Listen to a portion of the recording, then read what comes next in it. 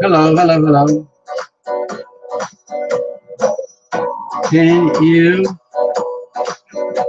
hear me?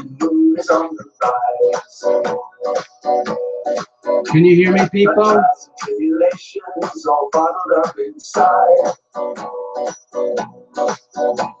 I saw it in the night as I reach up for the skies.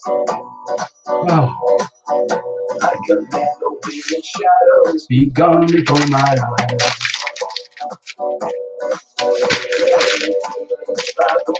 Okay. Good. I've never been so stressed. So, let's see what's going on. Let's check in. I didn't know if anybody would be here, but we're doing this for shits and giggles, you know? Thank you so much. Woo! Oh, thank you. The healing vibrations rattle through my soul, shaking out the poisons. Okay, let's try again. Rohit, good evening from to India. Hello. Christina, hi, how are you? Greetings, greetings. Maria, hi Maria. Technical staff. All right, so we got Rohit and Maria. Okay. Okay, RLQ, RLQ. Okay, and we got favorite. Good evening. This is for the lonely hearts, people, you know. Hi, Jackie. What's going on? There's a few of us here. Let's have a look. Precious. Hi, Precious. You know, I don't want to stop you from, you know, wrapping your presents and doing all that good stuff. You know, you got family stuff to do, do it. Where's Jackie? I got Jackie. Sheila. Hi, Sheila. From Calgary, Canada. Thank you so much. Claudia. Hello, Claudia.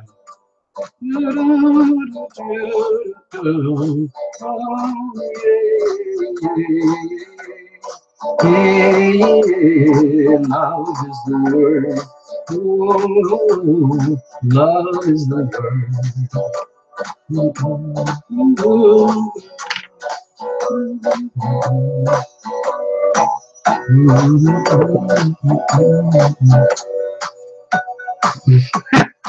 God.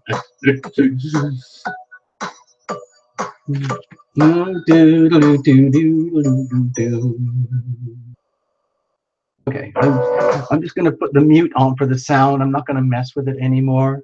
I put the show on here tonight for all the lonely hearts and everybody who's sitting around twiddling their thumbs. Lisa D. Okay, Lisa D. I know it's holiday weekend, holiday time, and you're all busy with friends and family, but I know a few of you are out there like wandering in the great beyond, nothing to do, nowhere to go. So I thought, why not? Let's just do this. Yeah, thank you, favorite. Show is on the road. There's only a few of you folks here tonight, so it'll be easy. We'll get at least several of you are going to have some readings, that's for sure. Okay, I was going to make it really like, I didn't know if anyone would show up at all. Okay, but anyway, we're here. So it looks like you guys are all in really good spirits, so that's very good to know. I'm happy for you all. You're in deep space, okay. No, I'm seriously, favorite, I don't think the room's going to get packed at all. I think most people have got their slippers on, and they're all cuddled up at the fireplace, and they're prepping up their snacks and meals and wrapping presents for the last minutes, just to get ready for tomorrow. I hope you've all got some fun plans and fun, interesting stuff to do. places to go, people to see, presents, all that stuff. You know, it's that time of year. What is it? Kwanzaa, uh, Christmas, Rosh Hashanah. No, not Rosh Hashanah. What's the other one? I forgot. Anyway, it's quite a popular time of the year for all faiths and people. Okay. So yeah, I know some of you are working. I have some of my dear friends are working through the season, through the whole thing. It's like a very busy time for some people. And I just wanted to take care of a few folks out there who are, uh, you know, kind of in limbo land. Uh, things are have been very, very busy here. I'd so I've been privileged to do all this stuff for you guys. I wanted to say thank you for all the support for the last year. Well, it's been about 9 months we've been going here, and we're going to keep it going. It all starts again in a few weeks. So there you go. What I'd like to do is,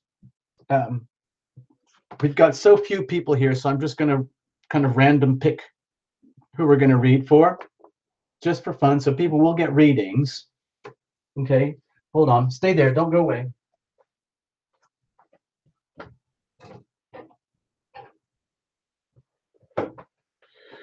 I need to put a shirt on. Hold on, I got to get a shirt on here so I can look a little bit more professional here. Okay, there we go.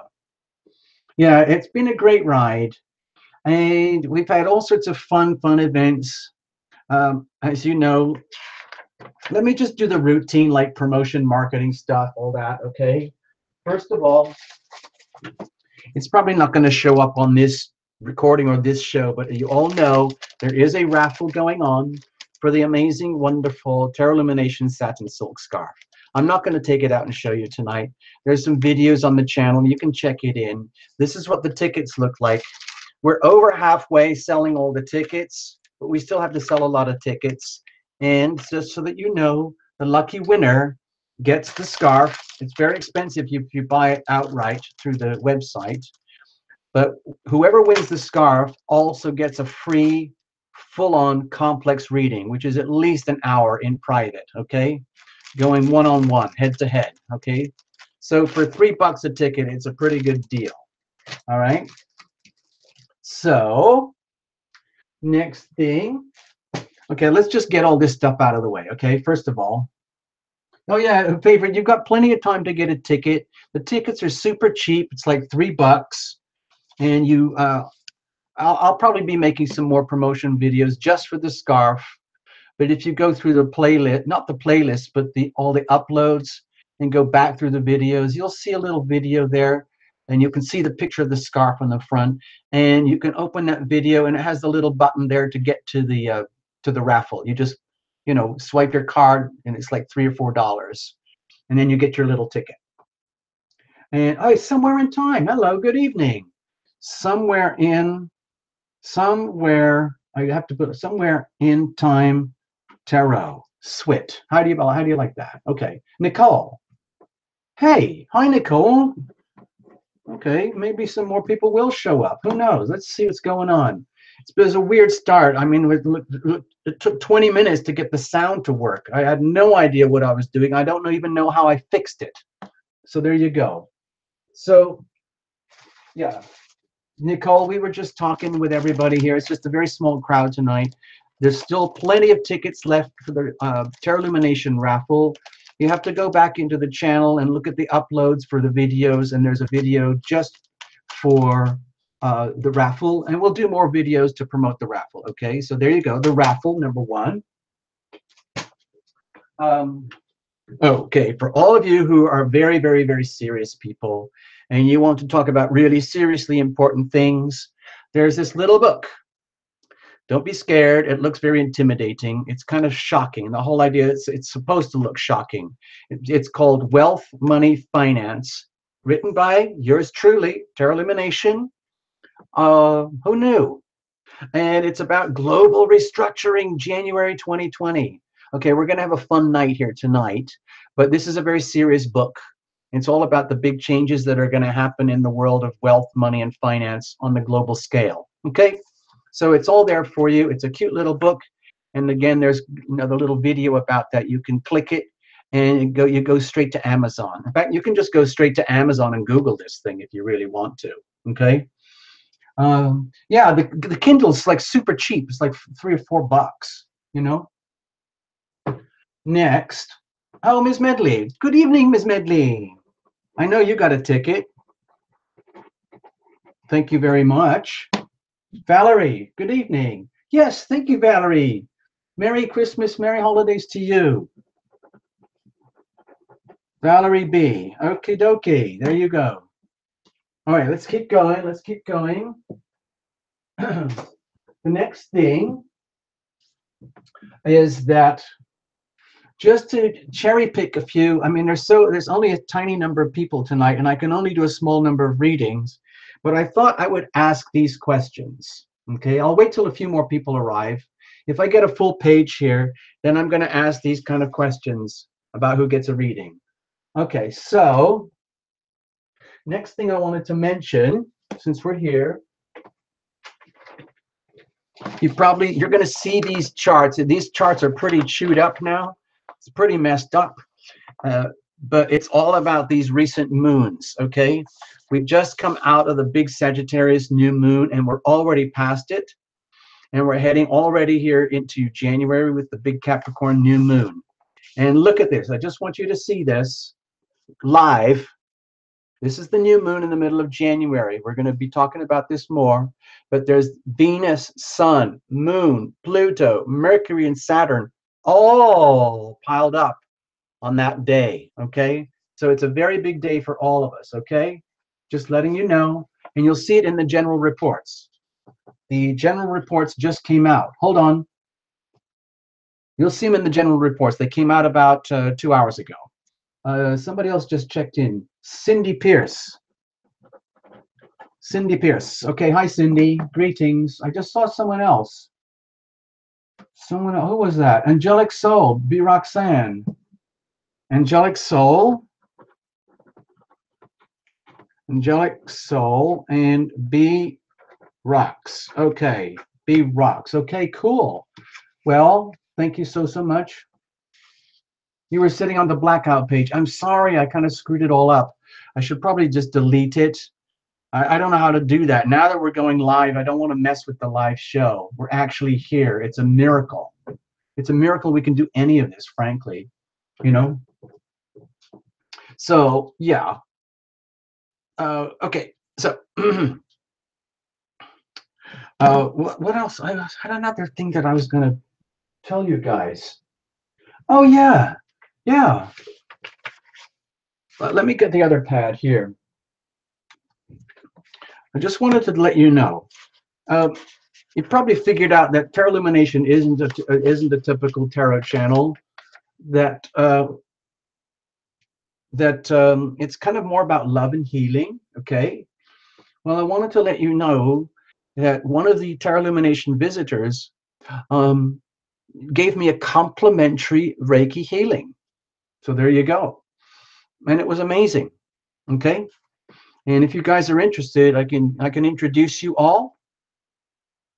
And I don't know what her screen name is or anything like that, but if anybody's interested, it's about remote healing. So if that's Tarot Illumination over there, and that's Diane over there, okay, here's what happened. Diane contacted me and said, hey, Diane. She said, hey, TL, I'm sensing that you've got health issues. Can I help, please? I would love to offer you a complimentary Reiki healing. And TL said, oh, okay, sure. I really need it right now because of my chest and my heart and all the blah, blah, blah, blah health stuff. Thank you very much. And so we booked a time and a day. Tarot Illumination was very busy with reports and readings, but Tarot Illumination stopped everything and laid down on the ground. So it was like this. Okay. So Tarot Illumination was lying down on the ground, and then Diana did her healing. And what happened is it's like sending radio waves. Okay. It's remote healing. And she uses her hands, just like Tarot Illumination uses hands, to send a signal. And with Reiki healing, Reiki remote, the healing arrived exactly on time, and I felt it in my body, and I could actually see Diana on the other end. And I could see how serious and how hard it was she was concentrating to deliver the healing. And it entered in my body, okay? And then it all went straight to my heart. I know that sounds kind of cheesy, but that's where I needed the healing. And I got it.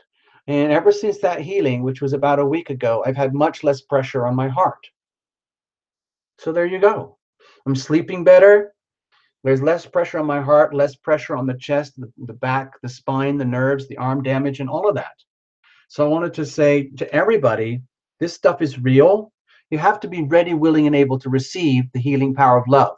Okay, and that's what happens with Reiki. So I just wanted to put that on record. There's this wonderful healer out there called Diana, and you can contact Tarot Illumination if you want to get in touch. And she does remote Reiki healing. Cool, huh? There you go. I just wanted you guys to know. There. So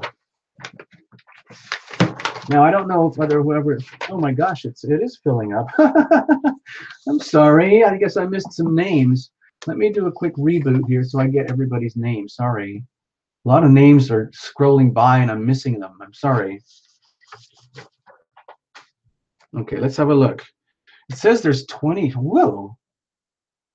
Oh, I'm missing some names. Okay, Trista Perry. Let's go to the next page. Trista Perry. Yeah, Trista, seriously. Hurts being an empath. Trista Perry, okay?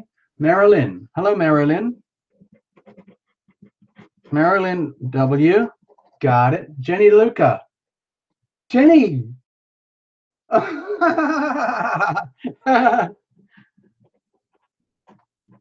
Jenny DeLuca. Yeah, thank you so much.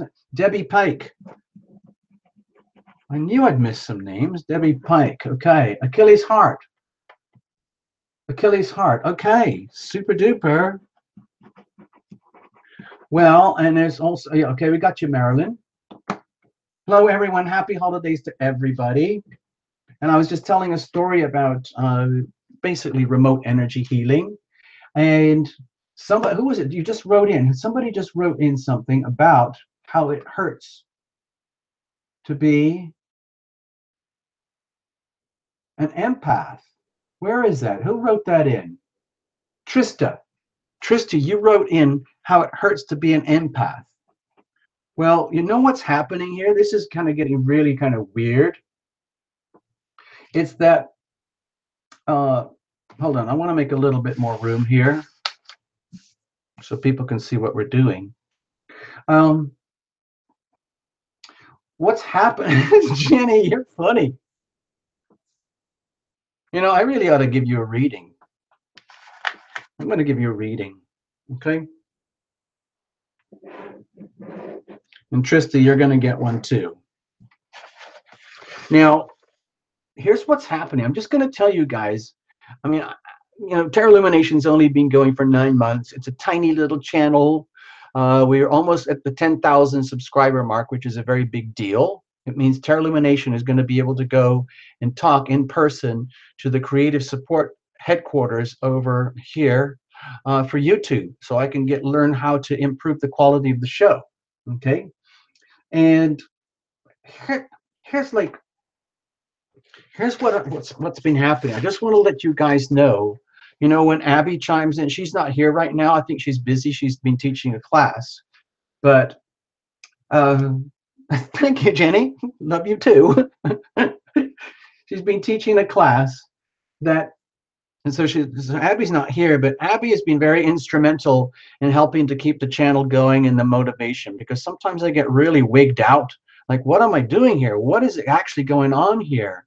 But what's happening? I'm just going to let you guys know. I get a lot of private readings now, and I would say at least a third of the private readings are people like you, okay? People who are already like really on the tippy edge, you know, fifth dimension, seventh dimension stuff.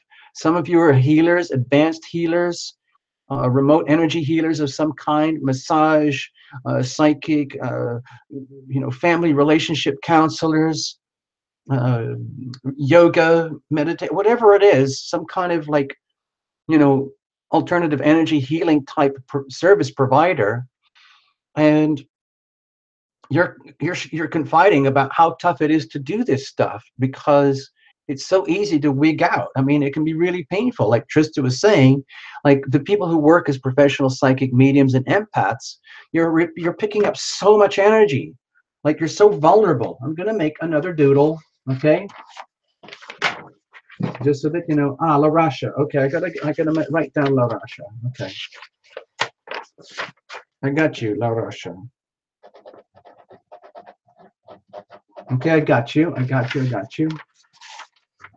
Like when you're working as an empath, a medium, a Reiki healer, and you're teaching people remote energy healing, and you're providing a very deep, profound service, you know, there you are, just being you. That's you.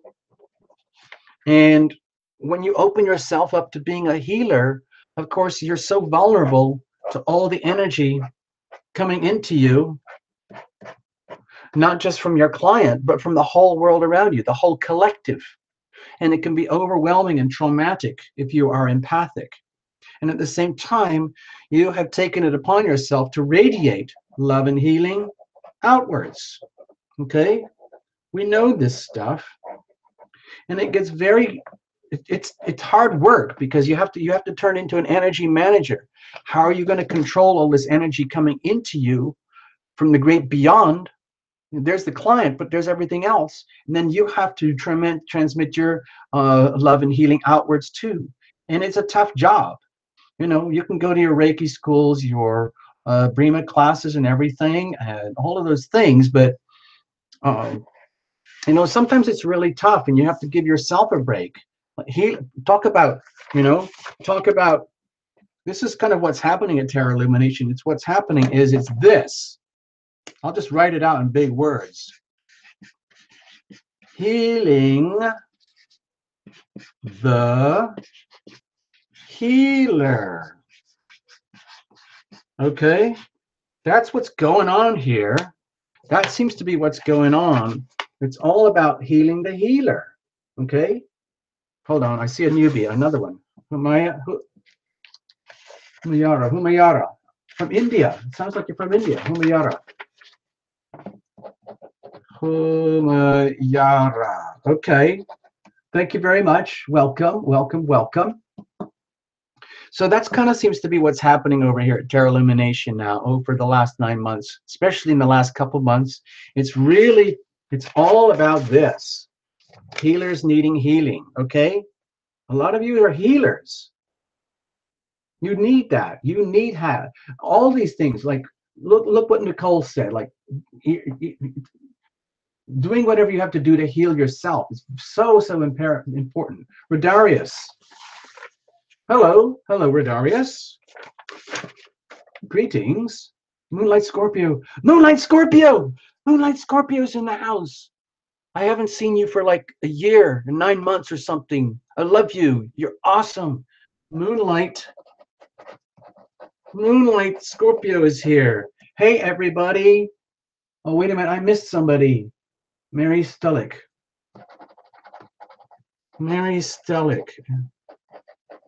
Stay there. I've got to catch up. Hold on.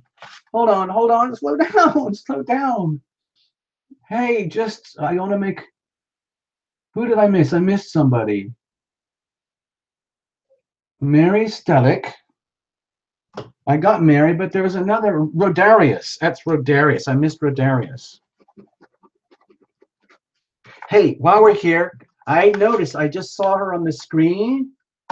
I know who you are. Moonlight Scorpio. Okay, everybody, just so that you know, Moonlight Scorpio is a really amazing tarot reader. Okay?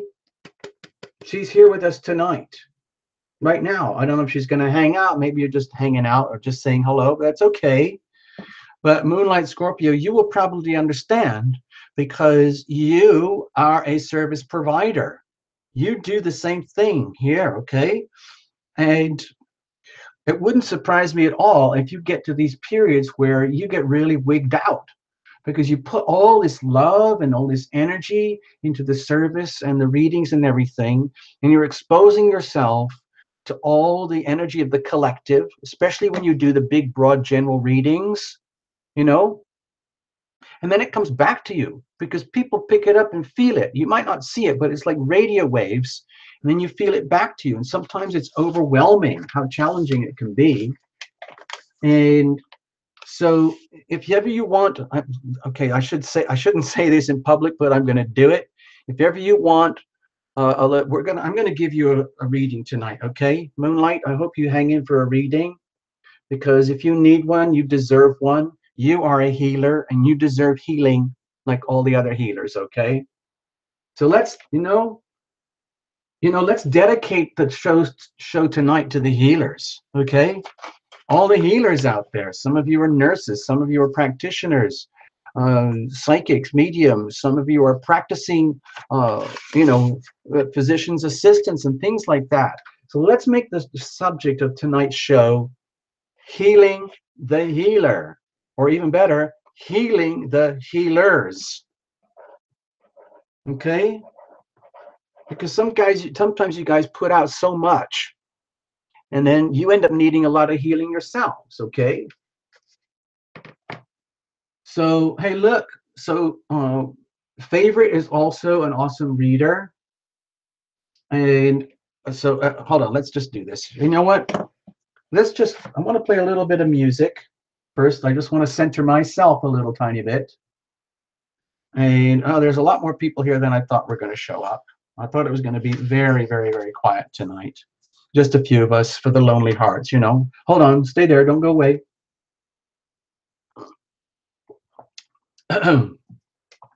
Been doing a lot of readings here at Tarot Illumination, and it's kind of back to back. And so if people want private readings, it's going to go into early January, in that kind of time period. It's, there's no way around it. It's just kind of like, there's a line. Sorry about that. Can't help it, really.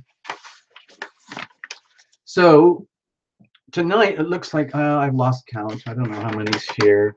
I got up to Rodarius. It looks like there's about 30 there. But what I'd like to do is start pulling a couple names for readings, because I want to start doing some readings for people. Because we're here. I'm sorry if I scared you away, Moonlight. It's just that, gosh, when did I see you? I remember you. I know exactly who you are. Awesome. So you're going to get a reading. If you're too shy to hang out, you can see this later, but you're going to get your reading, okay? Trista, you're going to get a reading, okay? And Jenny, you're going to get a reading.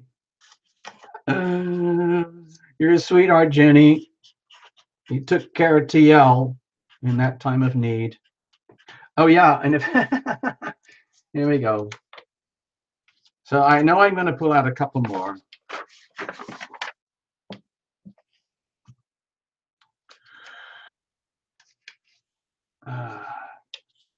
Who is that?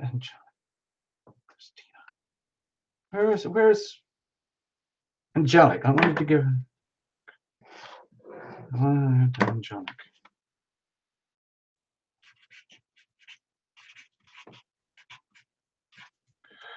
All right, so there we go. That's a start. So I'm going to do this. Now, give me a moment. I'm going to set this aside. I'm going to reshuffle these. I'm going to do it in a different order. I'm going to do Trista, and then Moonlight, and then Jenny, and then Angelique. Now, I've just realized something. Okay, this can all go over here. There we go. I have to reload the thing again. There's something really weird with the Hangouts tonight. I don't know what it is, but it keeps like stopping and starting and getting all kind of messed up. I don't know what it is. Okay, I'm missing some names. I'm missing some names. Where did I screw up? Okay, no worries. Let's do this. Okay, I pulled a couple. We're just gonna do. I was gonna do it by asking questions. Who's got this and blah blah blah. Like Nicole Jenkins. I speak astrology as a second language. Okay, that's good. Ms. Marie. Wait a minute. I didn't get you. Wait a minute. Hello. Did I get you, Nicole? Nicole Jenkins, that's you over here. That's right. Okay. Astrology is your second language. I don't think I got a double duty there, did I? Okay, cool. Ivona. Ivona is here. Jenny. Yes, everybody. Don't be shy if you want to throw money in the super chat. Freaking go for it. Yay.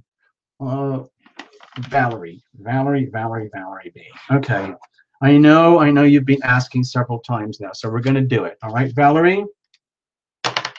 Here we go.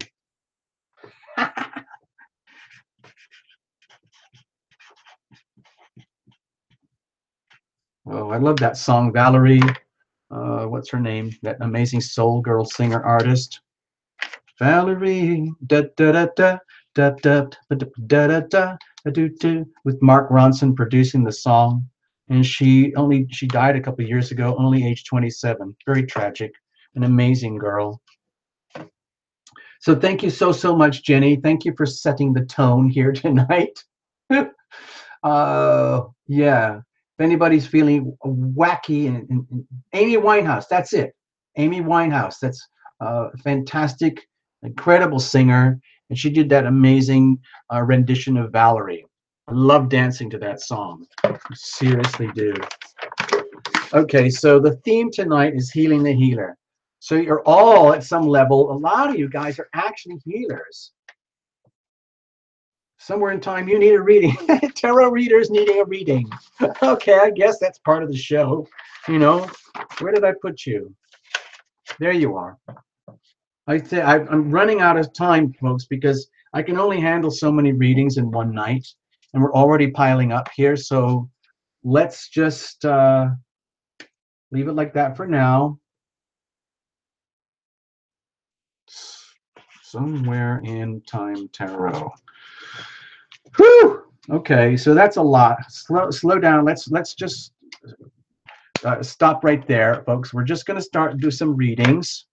Let's just get into it, okay? Let's start getting into the show for real. Let's do this, okay? Ms. Medley, oh, hello! Hey! Thank you. Well, you know what? What I'm thinking of doing is like, I don't know how to organize it, but if people want to do like little $10 quickies, we can figure a way to do that somehow, but I don't know how to do it on the show because I can only handle so many readings per show before I get burned out. But sometimes, you know, we can do like micro mini readings. If you go to the channel, of course, you know, you're getting a proper reading and we get all set up. But we can do, I'm thinking of doing mini ones. Anyway, that's another conversation. Thank you, Ms. Medley. Thank you so much. And thank you, Jenny. Let's have a look now. Okay, here we go. Trista, I hope you're ready for this. I hope you're here. So let's have a look. I know I'd love to read for all of you guys. It looks like there's about 20 or 30 people here, something like that. There's no way, not a chance that I can get to everybody. But we're going to do what we can with a few names that we cherry-picked already, okay? And of course, money talks very loudly, but at this point, it's just going to be donations because we've already picked like so many names here that it's going to be work just to get through those, okay? So, here we go. Trista, I hope you're ready. There, I see you, I see you, I see you, I see you, I see you. Here we go. Cards were shuffled. You are a witness. We're just going to do a quickie, all right? Just a little quickie, just to get you in tune. It's all about healing the healer. All right, here's the situation. Here's the challenge. Here's how we're going to handle it. And there is circumstantial energy, the weather. What's going on? Okay, seeking peace, new horizons. It's understandable. So, Trista, if you've already made the decision, or if you're sitting on a fence, it's okay. If you're feeling the call to move into peace and tranquility, and all your circumstances are telling you, Trista, it's okay, it's time to move on and leave all the goop behind, then just do it, okay? You don't have to apologize to anybody, okay? You can just be you. What's the situation?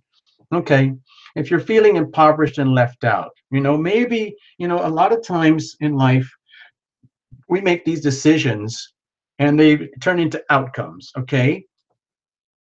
And a lot of our decisions, in a strange kind of way, come down to like, who are you hanging out with? So have you guys ever heard of that process of like the formula for success is just like surround yourself with talent, okay? And of course, then you have to be able to integrate and work with these people.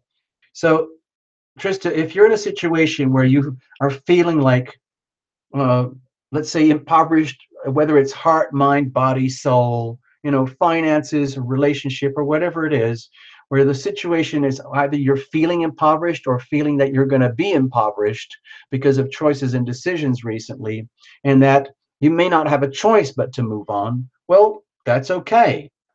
I mean, things are the way they are, and if this is how things are, then let's just deal with it, okay? It's not the end of the world. It might be just a feeling. It might be factual. It might be evidential. Sometimes we can scare ourselves into lack. Okay. It might also be that you could have, in some ways, disconnected yourself from like a relationship situation where you had no choice. Let's have a look. What's the challenge? Okay. Owning the happiness, being happy. In other words, with this card in the challenge position, it's almost like these are so contrary. In other words, the challenge is losing all the good stuff that you loved. Perhaps this is a relationship situation or something, or a job situation, and it's maybe you're in a spot where you feel like you don't have any choice, where choices have been made for you, where you're on the receiving end of, let's say, redundancy or getting left out or dumped in some way or another. Maybe you've done this to yourself unwittingly without knowing it, and left yourself impoverished in some way. And of course, what happens is the happiness is jeopardized.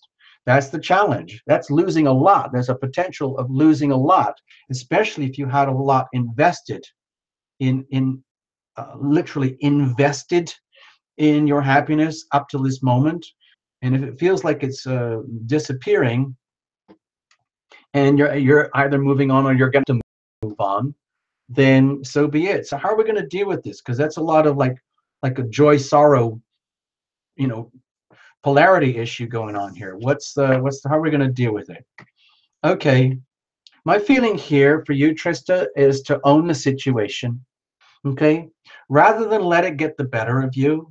And sure, if you want to wallow in the pain and the suffering of loss, yes, it's very, very painful. All of us go through cycles of loss, failure, and it can be really, really painful at times too. Emotionally, financially, everything. Like, especially if there's a relationship or a loss of a loved one or something like that, a pet, a child, a job, whatever it is, it can really, really, really mess up your core self sense of happiness, environment, and everything. However, if you let that own you, then you become a victim. Okay, you end up a victim of circumstance. Okay, and it doesn't have to be that way. You can take the circumstance as a very maybe a painful message that it's time to move on anyway. even though you might not have wanted to move on because you might have had so much vested in your happiness in a way that's not viable anymore. And so with the King of Cups here, my feeling is to take charge, own the situation, accept that, not accept, accept, ACCEPT, accept. Please don't take this personally, Trista, but please accept that you are part of the equation of pain, part of the equation of the loss. And the more you take ownership of that, the less it has ownership over you. So especially if you look at the couple in here, a lot of pain and suffering comes from decisions about the people with whom we hang out. Okay. So if things didn't work out, if you've lost a dear one or something like that, okay, yes, it might be very painful, but the way to handle it is, please, I don't want to sound judgmental or anything, but we've got to get to the core. If we're going to talk about healing the healer tonight, it's really important to understand that you are part of the equation of pain. Your choices, their choices, it doesn't even matter at the point where what really counts is recovering and being happy. And the way to do that is own the emotional current, okay? Own it. Even if you're turned into a blubbering mess, accept and understand that you're the boss of this, you own this, and you will grow from this, okay? It'll be, let's say, let's even take it even to extremes. This is an opportunity for you to attain mastery in self-healing, especially when it comes to matters of the heart, where you can love yourself and bring yourself into dominion despite these losses, despite the challenge of losing what you love and the fear of perhaps moving on. Even if the new territories and new grounds are peaceful, the whole idea of change and shifting can be very uncomfortable and scary for people. So you're going to be fine. You're going to be just fine, Trista, but it just means taking ownership of the situation, okay? Not becoming a victim of the situation. Okay, I hope that helped you, Trista. I hope I didn't scare you. Just so that you know, the latest readings have been very serious and kind of heavy duty, and I think it's like, hey, Jake, got it. I see it. I see you. I see you. Thanks, Jake. So I think a lot of it is with this big shift in the Capricorn energy. Hold on, let me show you that.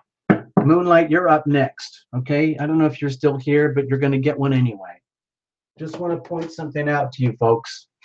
I think what's happening here, it's already started because we're already in the sun sign of Capricorn, and we're building up to a full moon, January 1st. But the real action is going to happen in the middle of January, and we're going to feel the buildup up to that time, the full moon, and then the phase out of the full moon.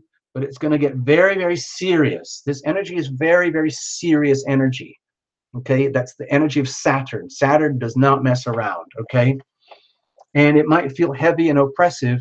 Anything that is out of alignment with this part of your chart, wherever that is, it could be anywhere, whatever sign you are, this big blue blob is going to touch you somewhere.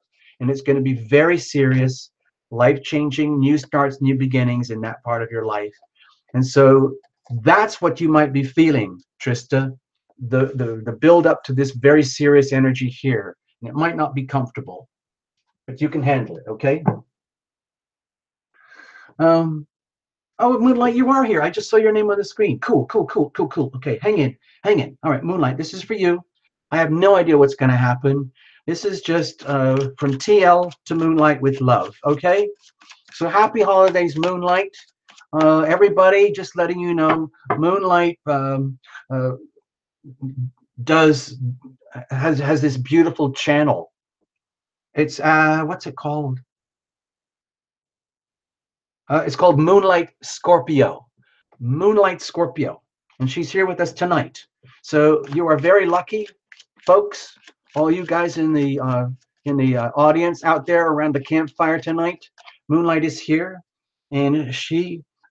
Please go visit her if you need like extra backup reports and readings and all of that. I don't know if she does private readings and anything, but So Moonlight, you are a healer yourself. So tonight's theme, it looks like it's going to be healing the healer. So if you have any little tender soft spots that need TLC, that you need above and beyond whatever you're getting from your home, your life, your family, your world, your people, then let's see what we can do here tonight for you. Okay, it's simple. You saw the format. It's really basic. We're just going to kind of go for it. No reversals, nothing. No flyers, no, none of that. We're going to keep it very, very simple. No jumpers, even though it's a jumper. That's actually very rare here. You very rarely get them, but it means we have to address the issue now. Okay, here we go. I'm going to cut. All right, now Moonlight, if this doesn't make any sense to you at all, please understand it might make some perfect sense to someone else here in the house, and you might be functioning as a conduit. I think it would be kind of sad, but it does happen, and I don't really have a control over it. But let's just say this is for you, okay? So here's the situation. Here's the challenge. Here's how we're going to handle it. Circumstantially, we're looking at the weather, and you've got the moon. Okay, my feeling here, Moonlight, is that like it's an initiation. It might feel, going back to that blue Capricorn thing I just showed you, I have a feeling I'm having to use this piece of paper so much it's getting really beat up. But my feeling, this energy is so strong, it's going to affect everybody. Now, my feeling for you, Moonlight, is that this is going to affect you some way, somehow, in the form of an initiation, where you might feel as though you're being taken to the next level of who you are, your craft, your skills, your life, your work, your being, your soul, where it's like there's no point in going backwards. There's no point even thinking about it, not with this massive wall of Capricorn energy. So the only way out is through. So if you feel like your circumstances are taking you into an arena, a place, or an environment where there are very few, let's say, markers, guides, or like telltale signs of what to do and how to do it, that would make sense. The whole idea is that it is the initiation to it's almost like to shock you into the frame of mind in which you have to be in order to receive the new levels of enlightenment that need to come to you, okay, in order for you to continue to be Moonlight. So isn't this like an appropriate card for Moonlight Scorpio? It's almost like, huh, duh. I'm not saying this is a good thing or a bad thing.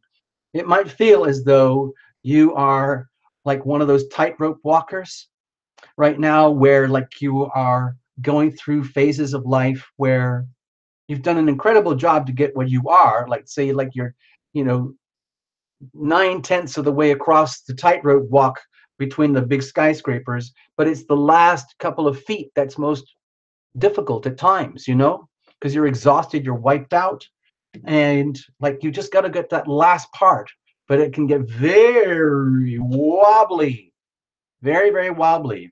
Or if you feel like you're in the middle, like right in the middle here, and all your fears and shadows and spooks are bugging you, and it's almost like being tested. Dear Moonlight, the universe is testing you to see how you can handle things and get through this initiation, because you're going to need it. You're going to need to know that you're going to have to go to the next level to create the stability and the anchor that you need to be for yourself in this life going forward from here, from January onwards. What's the situation? Okay, redemption, reconciliation, forgiveness. This card has come up so many times in the last 2 weeks. It's freaking me out. Like, what are you trying to tell me? So my feeling for you, Moonlight, is that there's no question about it. Just like, it's time to start all over, and you don't even have to worry about where you came from or what you did or how you did it. You get a free pass. It's just like you are being initiated into a whole new way of being, like next level Moonlight. Next level Moonlight Scorpio, where you're getting your game on to the next level like you've never done before. And it's like a long-term training package, training program starting from scratch here, especially towards the end of January. Okay, and you might not actually have that going on in your day life, so to speak, but you might feel it deep in your spirit. And it's an amazing thing where it's like the heavens are there supporting you and saying, it's okay, Moonlight, whatever you did to mess up on the way to get here, it's okay. You're going to have a totally fresh start, and we love you and forgive you. If you've screwed up on anything, don't worry. You're human. We get it. We are here for you going forward. It's like we want you to be you going forward. Okay. Along with the rest of everyone else who's being forgiven, being forgiven. This is very much what I'm feeling, especially today with all the readings I had to do. It's like, be forgiving and be forgiven. And now it's actually working. So this is really, really working for you. All right. Let's have a look.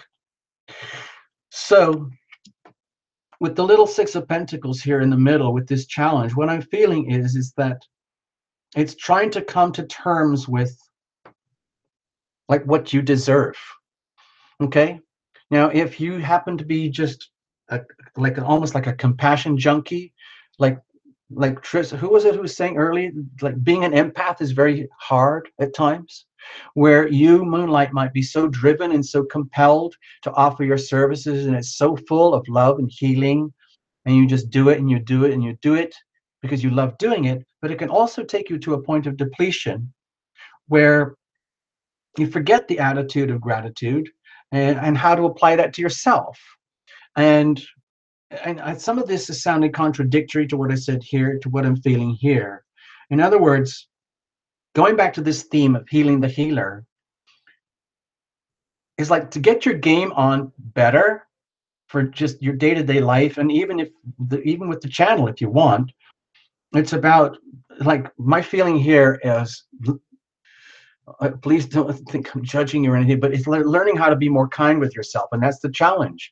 Maybe you just love being so loving. Maybe you love being compassionate. You get so much joy out of being that person for others, but it can take you to the point of, like what happens with a lot of healers, where they deplete themselves. And it's time for getting things back in balance.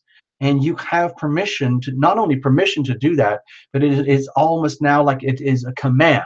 It is now time for you, Moonlight, to start treating yourself better, with more kindness.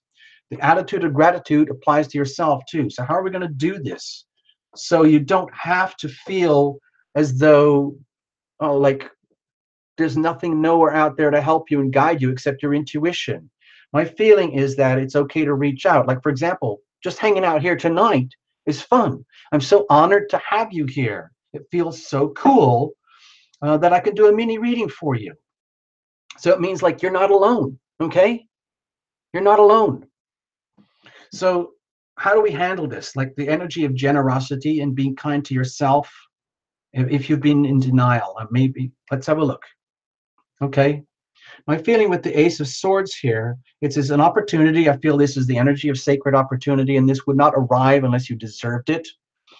And the way I'm feeling it right now is that if you are feeling like it's like you deserve a fresh start, you deserve a clean break, complete forgiveness, redemption and reconciliation, and you're more than ready, willing, and able to offer all the forgiveness, redemption, and reconciliation to others, and to bring things back into harmony with yourself, then that can be a new level of practice where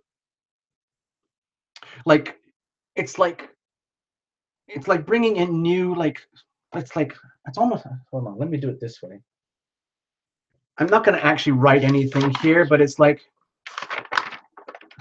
give me a moment. Sorry, Moonlight, give me a second here. What I'm feeling is that the way to handle this situation, where you might be very, very good at denying yourself the healing and the compassion that you need, and it is time for a fresh start, where you integrate that more and more into your life without asking for permission, just doing it, becoming incrementally, gently, more and more kind to yourself, because you might not have ever been raised that way or programmed that way, and start to realize almost like it's a whole new attitude, it's a whole new perception, a whole new level of truth, where sorry, Moonlight, I'm getting so carried away here. I think it's because I think you're awesome and I want to do the best I can for you. If you've been dealing with the last few years with this Saturn and Sagittarius thing, and if you come out of it alive, you're not too beat up, but you've grown in wisdom in that area, it's now time to take that wisdom and apply some of it to yourself, not just your clients, your friends, your family, your loved ones, but to you. Start healing yourself, treating yourself, and being much more true to yourself, in that you deserve love and healing just like everybody else, to be brought back in balance. It's almost like you need more TLC. You need more tender loving care in your life. And in many ways, no one's going to give that to you unless you realize the truth is that you deserve it, and then you award that to yourself. Okay? I'm not trying to tell you what to do or how to live your life. It's just that that's how I feel this. You got a chance to do that, because I have a feeling that you're very, very outwardly compassionate to the point where it can be depleting for you. Not even the tarot, but perhaps in many aspects of your life, where you're just naturally very loving and giving and compassionate, and you provide a lot of love and healing to others. And the truth is, you need TLC yourself, okay? It might be a shocking awareness to you, but maybe that's what we need here. Talk about healing the healers. Let's give some healing to Moonlight, okay? Like, let's pretend we're all Reiki experts here, okay? Moonlight has been providing these tarot stuff for a long time, helping people, and it's now time for her to receive the love and healing, okay? And she can get that from the other healers, but she can also get that from the viewers who don't know, who don't practice healing in any way, shape, or form. So let's officially send as much love and healing as we can to Moonlight right now, tonight, okay?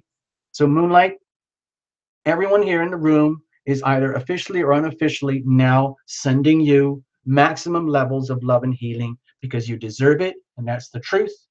And now it has to become a practice, okay? Something that you turn into a daily practice. I'm sure you can make sense out of that some way, somehow. Okay, Moonlight, I hope you get something out of it. Moving on, Jenny, what's up?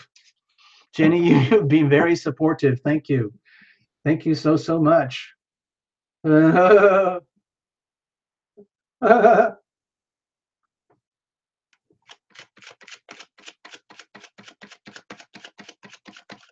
Morton Family Tree. Wait a minute, that's a new name. I didn't see that earlier. Okay, I see you, Moonlight. Thank you, too. Thank you so much for showing up. Please soak up the love as much as you can. Take full advantage of the room tonight and do reverse Reiki on yourself. Absorb, absorb, and absorb the love that you need and that you deserve, okay? It's there for you.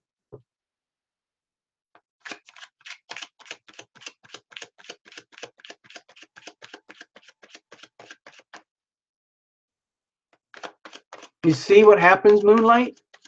When you press the love button, the love starts to just starts to flow. The key thing is like being brave enough to press the button, like, I need love too. Okay? It takes a lot of courage to do that. It's much easier to be compassionate and loving and give it all away to others. But, you know, you need some too, okay? All right, Jenny, you're up. You're getting this just because you're so nice. You've been so nice to Tarot Illumination. Thank you so much. Oh, wait a minute. Did I see that one earlier? Casey Caruso Duro. That is a fancy name. Hold on. I want to put that on the list. Casey Caruso Duro. Did I get you earlier? Casey. I don't know if I... Wait a minute. I'm missing a page. There's a whole page of names missing or something, right? Wait a minute. Damn. Sorry.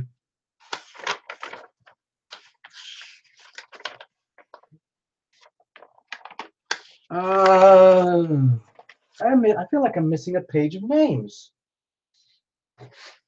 That's weird. Okay, I'm sorry. I've lost track now. I love that name, Fritali. I'm just going to go back to this one. KCCD. I'm just going to call you KCCD. KCCD. And I just saw someone in Fritaly, from Fritaly. That sounds like a lovely country. Thank you so much. Well, Fritaly, I've already picked a bunch of names. I probably got more the names than I can handle already tonight. We'll see what happens. Jenny is next. Okay. Oh, Morton Family Tree. Yeah. I saw that. I didn't. I'm sorry. I keep missing things. I feel like I'm missing a whole page. Morton Family Tree. I don't have enough room. Morton Family Tree. Okay, you're on the Path Traveler is here. Yay! Hello, Path Traveler. Good to see you. Thank you so much. So here we go. Let's have a look. All right. Okay, Jenny, you're up. It's not really about joining early. It's just kind of a random thing here. I still, after all this time, don't have a master plan about how to pull readings. So, you know, if you really, really want a private reading, you can go to tarotlumination.com and book one, okay?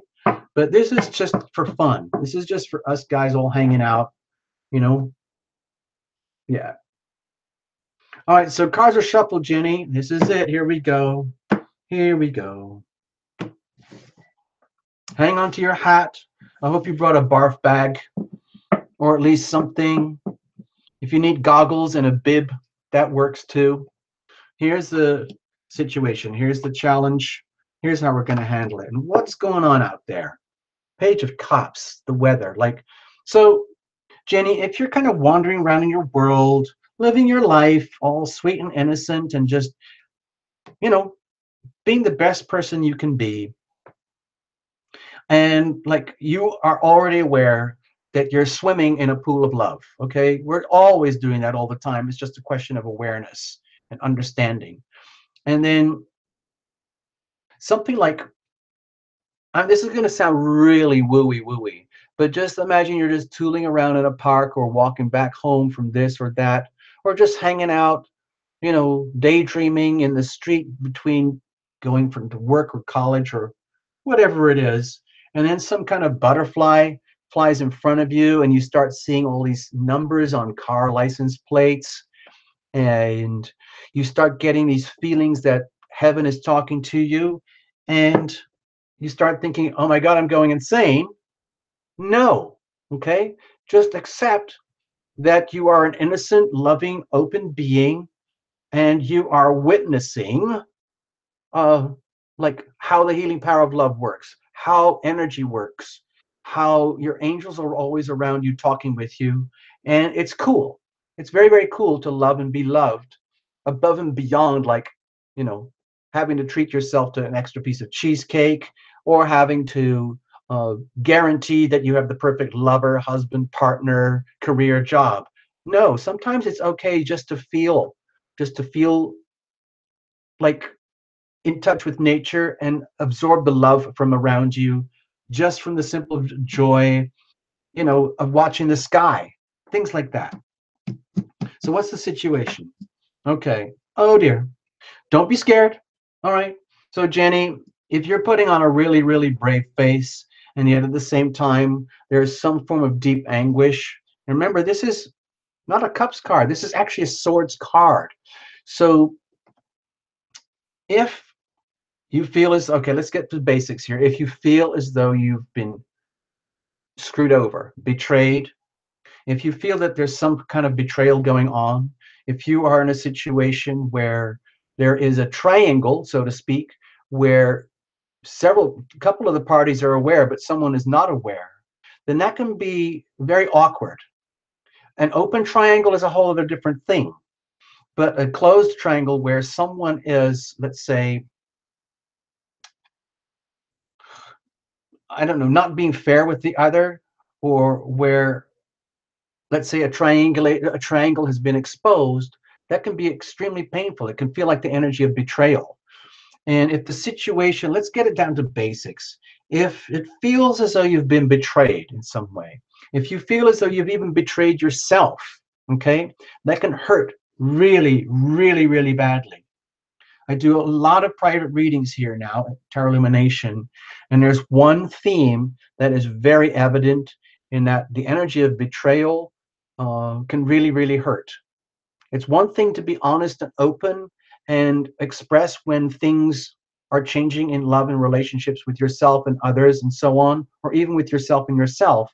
But pretending that this is going on while that's going on, basically being cheated on, or if you're cheating on someone, not even love and relationship, eventually these things, come out, and it can be painful.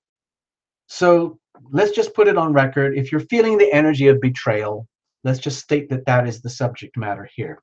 So what is the challenge when you're dealing with the energy of betrayal or triangulation or some kind of situation where certain love energies have been betrayed or broken or damaged by yourself or by others, but it's you. It's still your heart, your energy.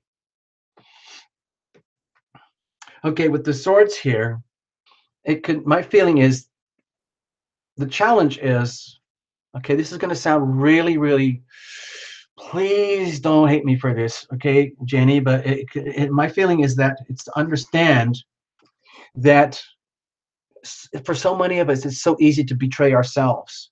And that's the challenge, accepting that even if it feels the energy of betrayal, if it felt like it came from another, we still have to understand our part in the equation. So how did that happen?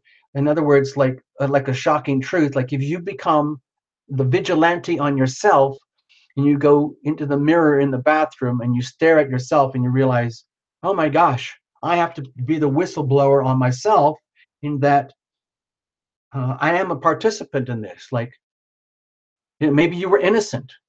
Maybe you were innocent and you've now experienced the energy of betrayal and it's a sharp wake-up call, but you still have to understand that you were a participant. It's your pain and you're participating in it. And then we get back to the concept of ownership. And once you start calling it out on yourself, if you feel also that you want to call out if you have been betrayed, it's still important to recognize that you're still part of the equation. And I don't want to say that's a good thing or a bad thing, but it's very important to understand being part of the equation, because then that's very empowering, even though this can be very painful. How are we going to deal with this? Okay. My feeling here for you, Jenny, is that let's talk about this in very simplistic ways, like cutting ties.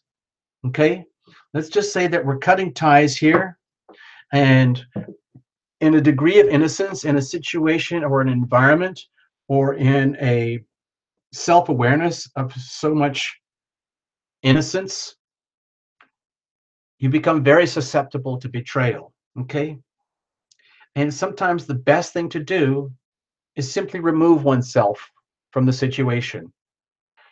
If you feel like you want to fight about this, it's just going to end up more and more pain. It's like it's futile. And so my feeling here with the Knight of Cups is to walk away from the battle. The solution to the problem is to walk away from the battle. Yes, you might be deeply bruised, very cut, very deeply in pain, but accept the degree of innocence here, your innocence, and accept that you are part of the equation. And I'm not going to say suck it up, but that's what I'm going to say. But I'm not going to try and do that in a judgmental way. It's more about like, please understand that there's a greater reason and purpose for why these things happen. And you can walk away, yes, battle scarred and painful, having realized, oh my gosh, I had to call out the truth on the situation. Whether you betrayed yourself or when someone betrayed you or you betrayed another, it almost doesn't matter at that point. The point is, the way to handle it is to remove oneself from the environment of the betrayal, okay, and simply walk away. Okay, take ownership of the situation and start to love you first. Bring home the love to the person who deserves it the most, and that's you right now, Jenny. Okay, You deserve to love and be loved. And maybe you have to find out in your innocence about what it's like when love goes wrong, because then you will know for sure. Because once you've been deeply scarred by betrayal, you know that energy. You will never forget. So that you come home wiser. So moving on, the way to handle this is walk away from the war, to live another day, to love another day. Okay? I hope it helps, Jenny. I hope you get something out of it. Hope I didn't scare you or hurt your feelings or go overboard there with that stuff. Angelique, you're up. Okay?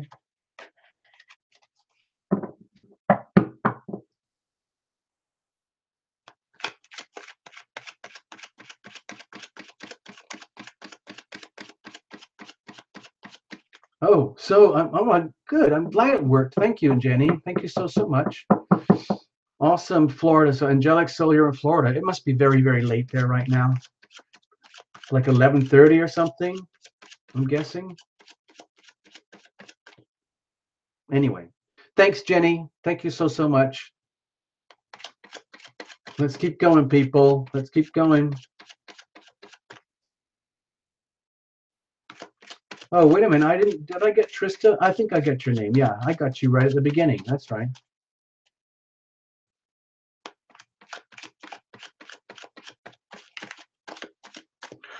All right. Okay. There we go. Hot diggity. Wait a minute. I need to put that on the map here.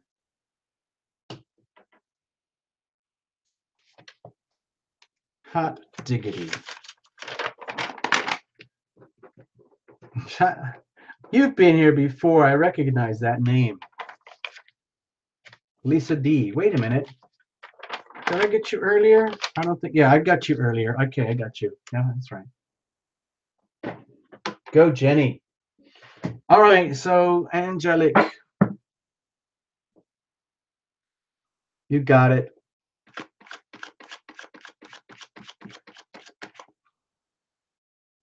Isn't it fun when the tarot talks to you?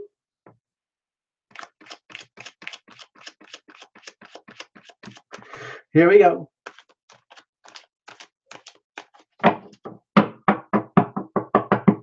You got it. All right, here we go, Angelique.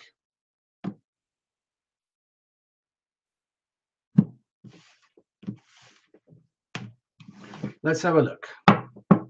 What's the situation? What's the challenge? How are we going to handle this? And let's have a look. What are the circumstances? What's the weather like? It's not going to own you. You're going to make the best of it. Six of Cups. So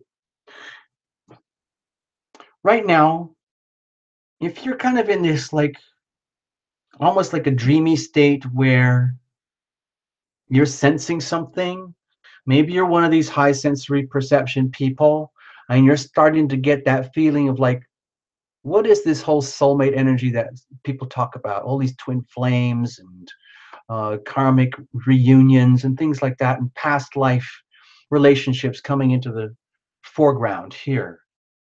If you're sensing that and it's good, and you're feeling it in your environment and it's around you, if it's something that you are wishing for, that's understandable too. A lot of people want something more than what they have. It's kind of the human nature, you know. Of course, if you're an extreme expert at the attitude of gratitude, then theoretically everything's wonderful all the time. But yeah, you figure out how to do that 24/7. But anyway, for you, Angelique, if you're feeling like it's about time I find a soulmate, or it's about time my soulmate finds me, or I am just in the right place at the right time, and I'm feeling like that person is there, and I deserve the love that I deserve now, okay? And I deserve this now, okay? Even though you might feel it's something that is already existed, it's almost like a yearning here. When I see this, sometimes I feel like there's a yearning for that very, very deep love that we can only sense when your heart knows it and you feel like, oh my gosh, I know this person, I've known this person before, and I know the love is there. Maybe it was like residual past life stuff, and you're seeing each other in this lifetime now. And it's time to, like, you know, get things right. What's the situation? Okay. Well, you obviously have the best of intentions. It feels to me like with the Knight of Pentacles here, Angelique, it's about your determination to make the best of the situation, investing for the long term in yourself, making the best of your talents and resources in a very, very practical, methodical, very, very healthy way that works for the long term. And it's very good for others too. If you think of it as being like the good farmer, like the farmer isn't just growing this food to feed himself, it's because it's like he's naturally gifted. Like some people are just very naturally gifted at nurture, growing, taking care. Uh, Again, with the knights, removing themselves from the battlefronts instead of having to go and like wage war all day, every day for whatever reason. It's good to come back and get back into the home and the hearth and the family and concentrate on the good stuff, you know, the things that really count for the long term. And that means an investment. That means long-term investment attitudes, being willing to love and be loved, accept the ebb and the flow as it all happens. Okay. In love and relationships, career and jobs, thinking long term. What about the challenges here, though? Okay.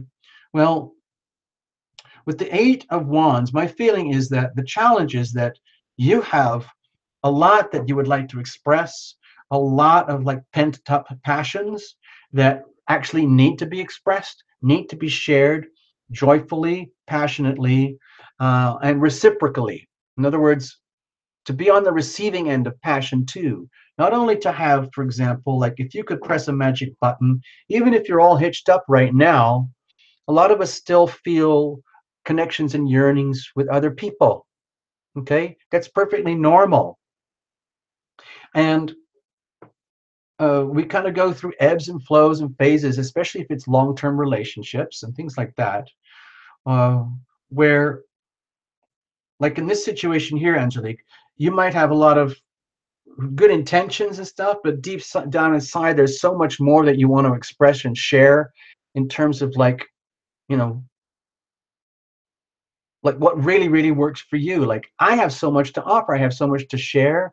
I'm I'm very desirable and I'm very desirous, and I like to love and I like to be loved and I like it to show. Okay, I don't mind that. It's like it's physically passionate too, and it's very nice combination when you are love.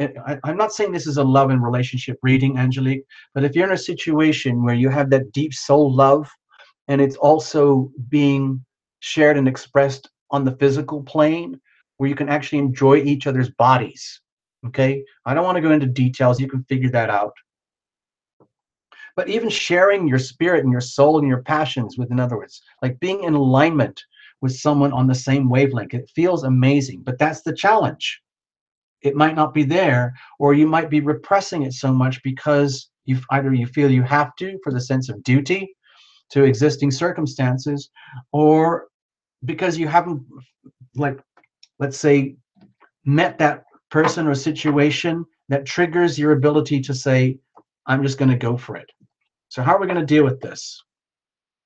Accept the innocence in yourself. Okay, my feeling here is no matter how pent up passions, desires, and expressions that you might have, you're kind of already on a good path. And the way to handle it and keep going is to stay on path, understand that you don't know all the answers all the time, every day anyway, and that you will get the good stuff, and you deserve the good stuff. You deserve that good love. You deserve to love and be loved, especially if it's to do with a soulmate type of situation. And understand that you do have a lot to offer, and you don't know all the answers all the time. And like allow for the passions to express at some point, but please, like do things gently and incrementally. Otherwise this could completely take over. In other words, if you sort of suddenly start venting or expressing all the passion, what you would like to happen, it might be too much for people to handle. So my feeling is to take a very gentle, methodical approach to getting to where you want to be, being who you want to be, or being with whom you want to be, and whoever wants to be with you in that way. On the understand that you don't know all the answers, and you can do it incrementally, step by step, and learn a lot on the way. Treat it as a journey, okay? Treat this whole love, meeting love energy as a journey rather than like something that has to be had right now. And just keep nurturing it and allow that there will come a time when the passions will flow and they can be expressed. But just take it very gently, one step at a time, okay? I hope that makes sense. I hope you get something out of that.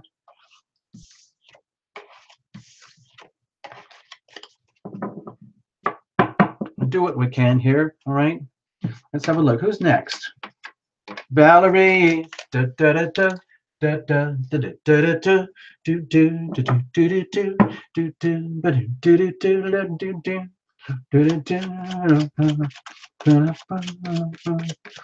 do. Wow, there's a lot of people here tonight. I know I don't have everybody written down and listed, and I'm very sorry for those that I don't. Pardon me. Okay, Lena. Hi, Lena. Happy holidays to you.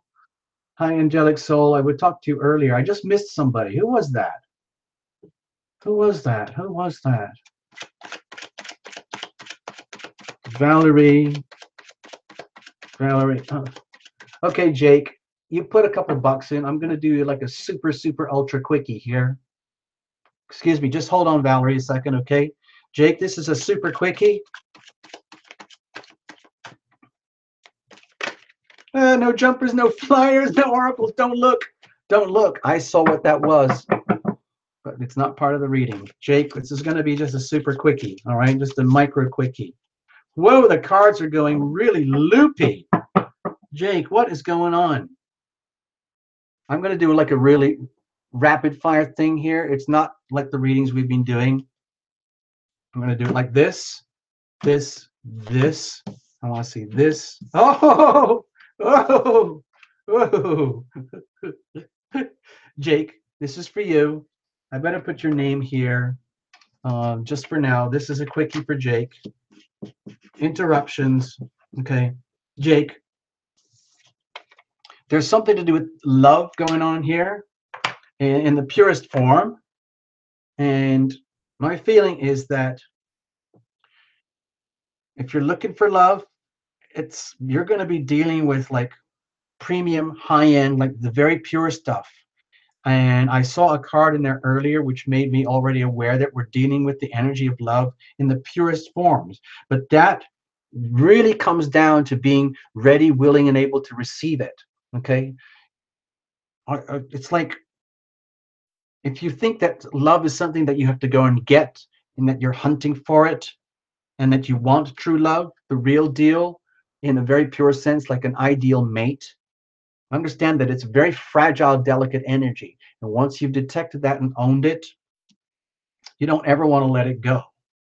And then it's obviously that there's the determination for that to happen, but it might include removing yourself from whatever obstacles are stopping that from happening. In other words, having to go deep within to find out how. There's no cards of sabotage here, but like walking away from like trying to make stuff happen and simply like living it. In other words, if you feel a very profound desire to express and share love, then just do it. It doesn't matter what actually happens. Like, don't expect to score. Don't expect to have like the perfect this or the perfect that. If you see it and sense it and smell it and touch it and feel it in your body, mind, and heart and soul, it's there. Go for it. But don't put any expectations on this, okay? Please see this as a chance to very, very, very gently go into a world of mutual appreciation where if you are willing to make the very, very bold move of expressing love, on the other side, on the understanding that you might not get anything, that's That's a very, very loving thing to do. You've given yourself the chance to love and be loved. Now, it's their problem, their loss, if they're not reciprocal.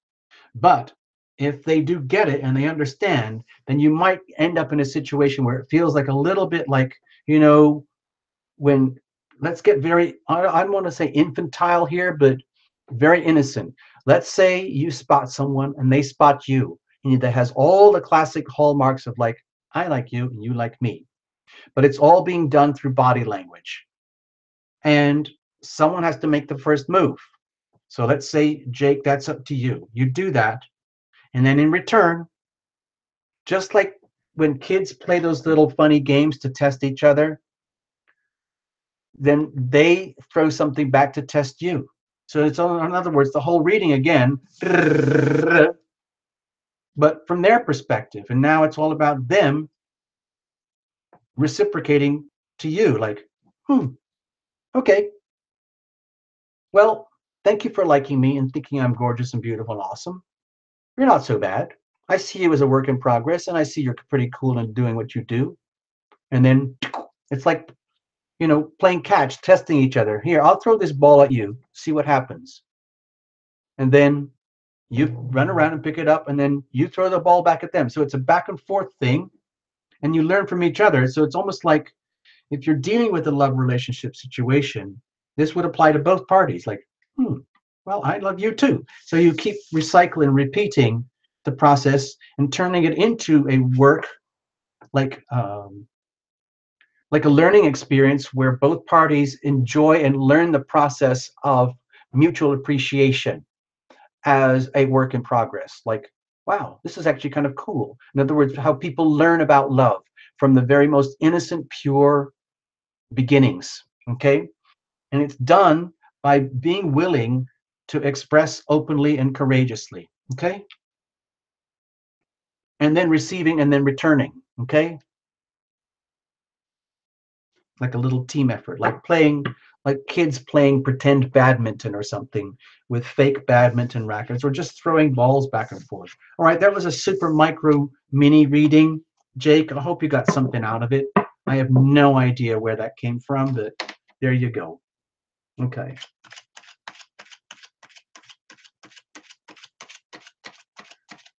Oh, I don't like that. Somebody, this has to go. Wolf bite, that's not cool. That's not cool, wolf bite. I'm just saying, hold on, I'm going to get rid of that. Fine. Okay.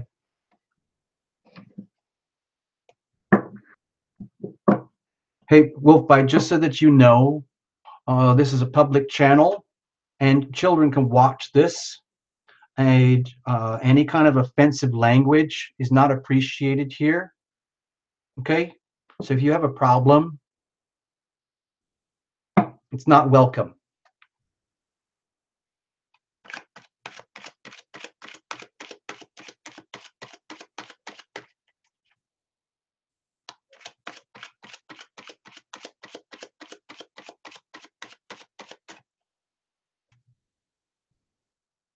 All right, Valerie, you're up.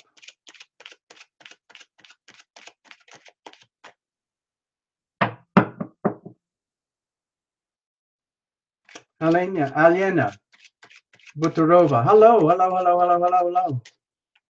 Greetings, greetings. Victoria, oh, there's so many names that I don't have here. I'm sorry. Oh, gosh, I'm so sorry.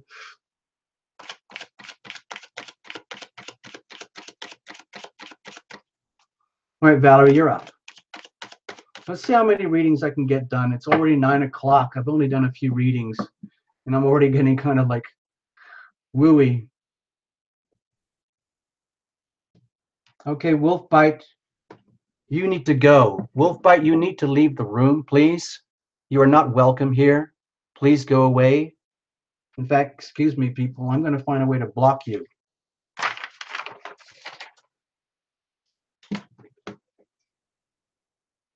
Okay, Wolfbite, how am I going to, I've got to figure out a way.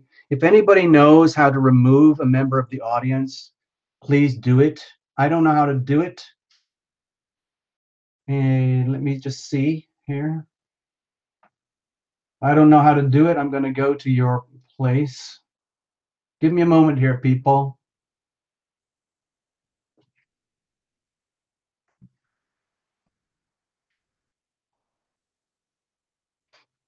I'm going to try something here.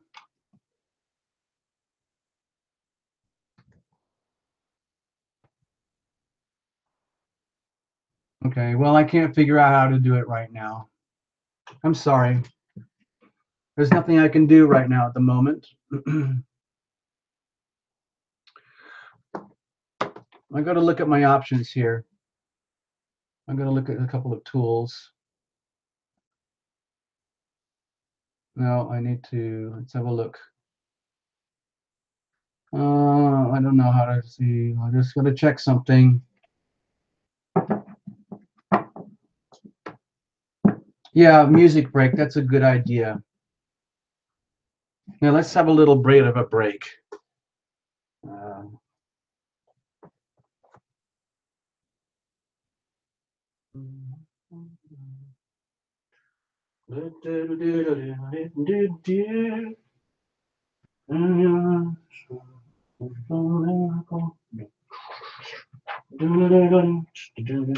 I'm just going to put Taste Your Dreams on. It's just a little song. I've got a whole bunch of songs that I'm trying to write and record. Recently, Terra Illumination has acquired a recording studio. So there you go. Music. I don't know how to do that somewhere in time. I don't know how to manage all those things. So I'm going to put on a little tune. Taste Your Dreams. Okay, let's do this. Let's see what happens. So where's the sound? No, don't tell me we got another messed up sound thing here. I'm sorry, folks. I don't know how this works.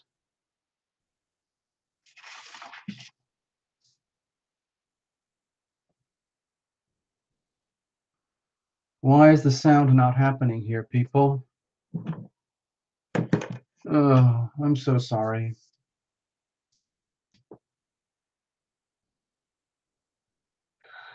Okay, let's have a look.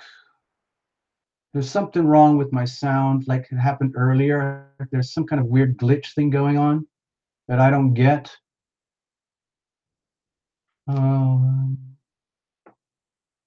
And it's not connecting or playing properly. There's no sound coming out of the box right now.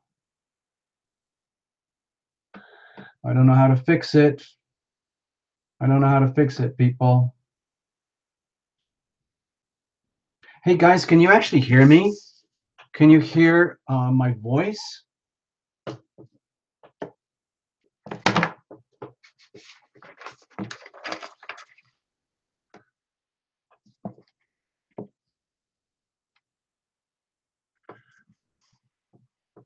Listen, I'm sorry, this is messing me up. I'm having...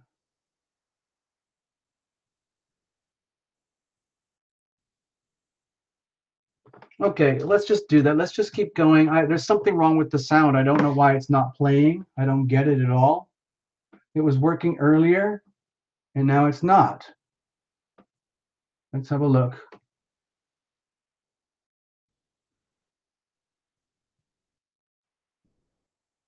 I don't know why the signal is blocked or stopped.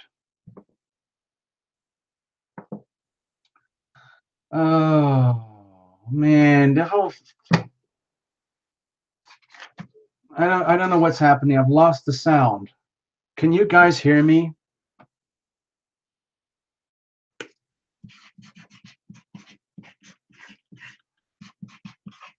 Can you guys hear my voice? Can you guys hear my voice? Because something happened with the song system. So you can hear me. Okay, you can hear. Okay, that's cool. Okay, that's good. You can hear me. All right. Now, for some reason, the sound system is not working, and I don't know why. I don't know why. It kind of got a glitch earlier, And it looks like it's playing here. Oh, there it goes. Okay, now we got it. Oh, here we go.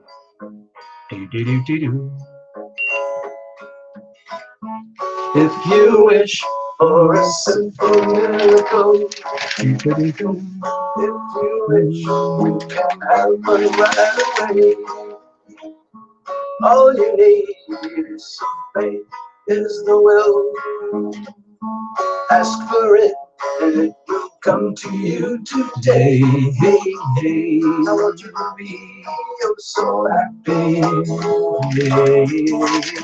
want you to be I'm going to do some homework. Stay there, folks. I'm going to do some homework on technical stuff. Hey, hi, hey, Hannah. What's up, Hannah? Taste your dreams this way. Yeah. Da da da da da da da da da. La da da da da da da da da da. If you wish to be in a state of grace. I'm doing homework. Stay there. Keep talking amongst yourselves. Make friends, everybody. Face to face.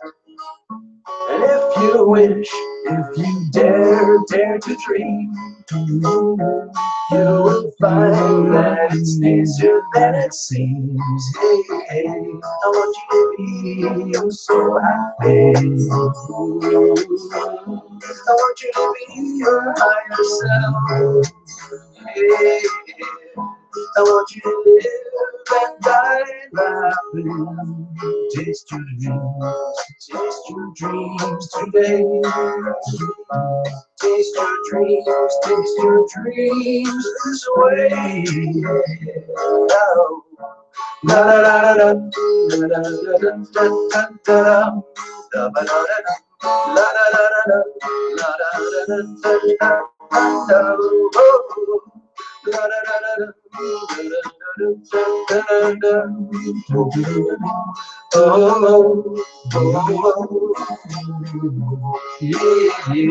I want you to be so happy. I want you to be your higher self. I want you to live and die loving. Taste your dreams today. Taste your dreams this way. Taste your dreams this way. Taste your dreams today. Okay, let's have a look. Okay, so I'm going to let it roll again because I'm still doing technical stuff. Stay there.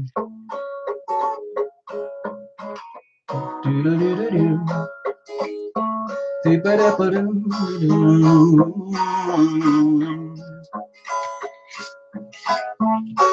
you wish for a simple miracle, if you wish you can have one right away. All you need is some faith, is the will. Ask for it, and it will come to you today.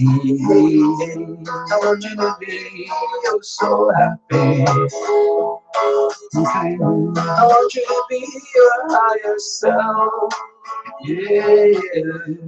I want you to live and die laughing. Taste your dreams today. Taste your dreams this way. Keep talking, people. Hang out, everybody.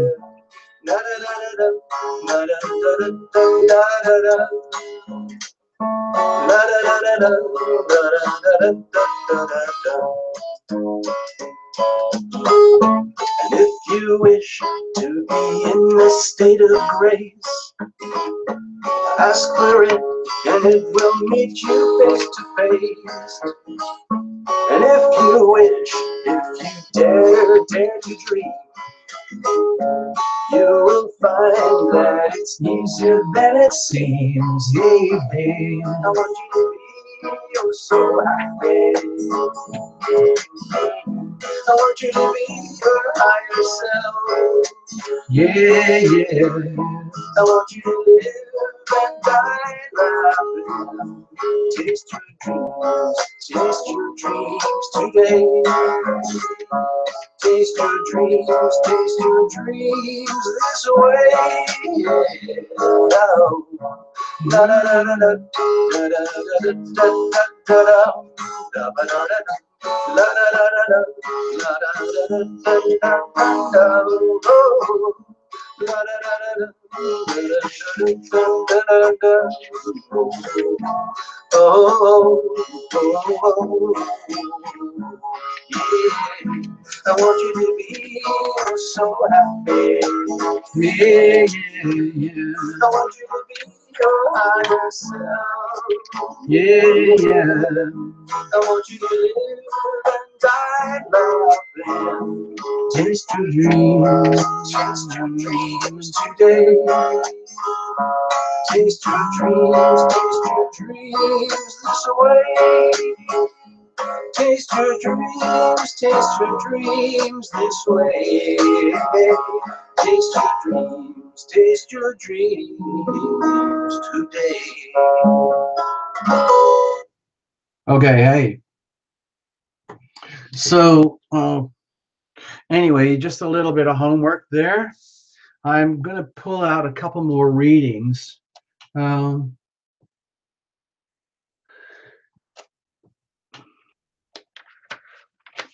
That's okay. Let's just keep going, folks. I'm going to put that song over here.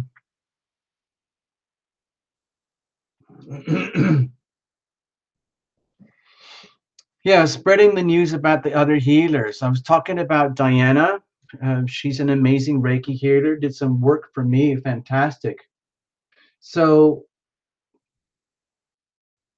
yeah. I know I'm missing some names, and I'm sorry. I think I did get you earlier there, Ivona. This is very strange because I know I'm missing a piece of paper, and I don't know where it is. I don't know where the other list of names went. So I'm just going to do it this way. Today, right now, at this moment in time, even though it's void, we have the moon in Pisces. Who here has their moon in Pisces? Anybody? First one, who's got the moon in Pisces? Who's born with their moon in Pisces? I'm watching the screen.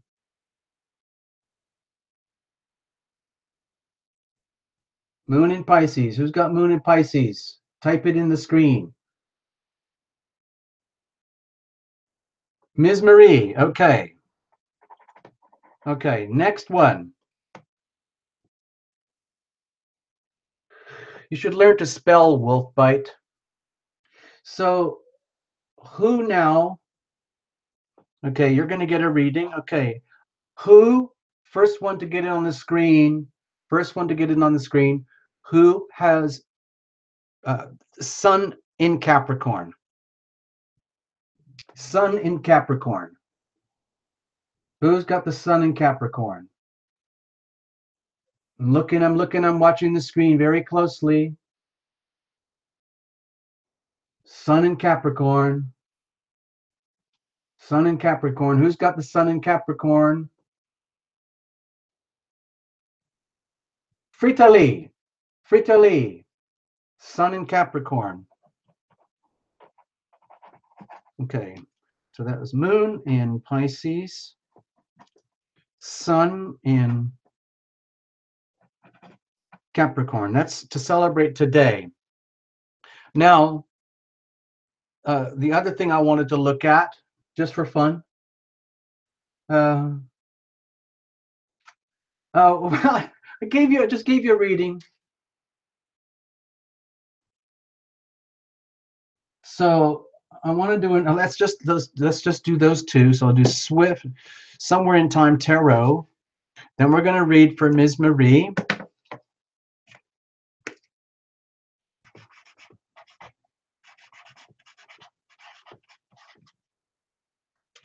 All right, and then we're going to read for Fritali. It looked like, Jenny, you have Sun in Capricorn, but you just got a reading a minute ago. Did you get one? Did I give you one? I thought I did. Yeah, I did. I just did. Yeah, that's right. Well, please, this is it's really tedious. You sound like a little child. Okay? If you are, okay, but if you're an adult behaving this way, it's really, it's just tedious. It's boring. Please think of something else to write, or be polite and hang out with some good people. You're in a place with really good people. Why do you want to stink it up like somebody who's farting in an elevator? It's not funny, you know?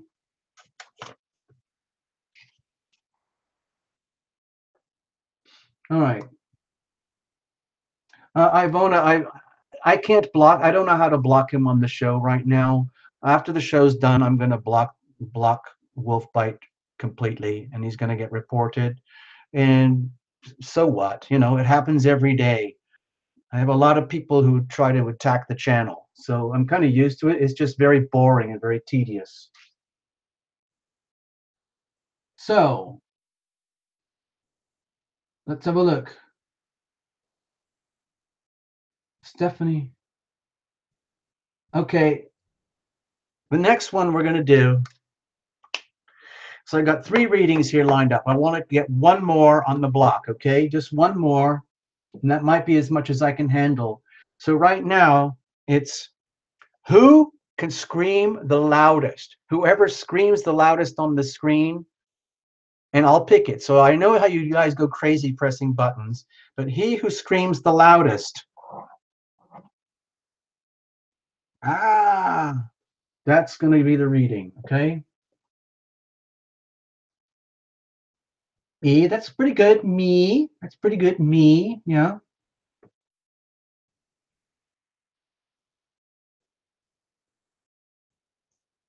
Okay, Ba, that's pretty good. Ba, me, hello, I like that one. E-H, that's good. E-H. E-H, no, I like E-H. E-H, you got it. Yay, you've got it. E-H. Okay. That's enough. Well done, everyone else, but EH has got it. That's enough. Okay, let's just leave it like that for now. Otherwise, it's going to be Terra Illumination burnout. What? Didn't I give you? Wait a minute.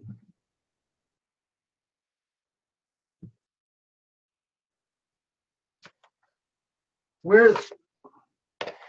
Oh, I'm so lost now. Let's see if I can handle it. I don't know if I can handle it. Valerie. There's Stephanie. Oh, I guess I could do like tiny micro mini readings or something, but it's hard for me to do really tiny readings. I'm not very good at tiny readings. I can do them in private, very super fast tiny, but it won't make any sense on a public show like this. Oh, that's right. That's right. I threw the name away. That's right. I got all distracted. It was because of you know who. Okay, we've got enough here. I can't handle anymore. Let's just leave it at this for now. If for some reason I get all super energized and we can do more, then sure.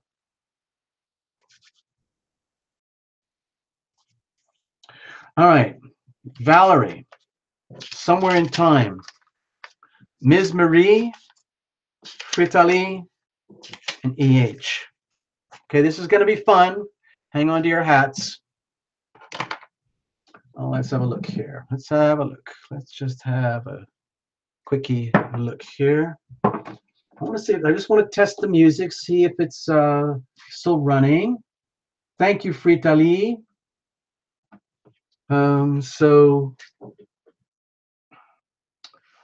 Let's see if I can put this on in the background here. I want to try this. Hold on.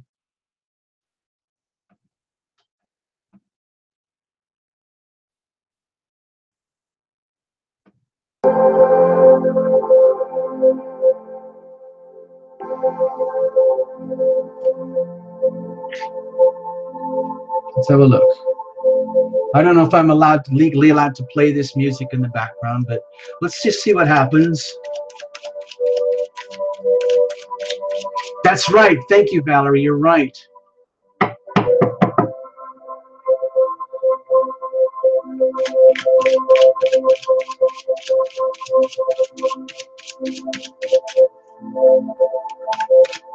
Now I understand. Now I know what you're talking about, Valerie.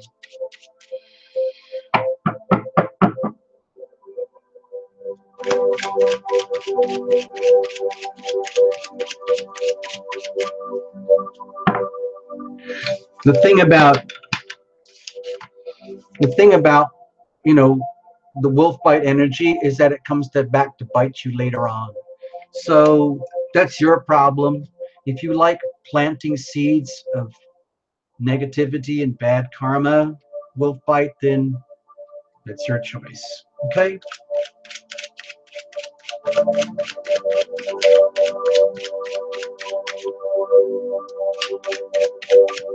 All right, Valerie, you're up.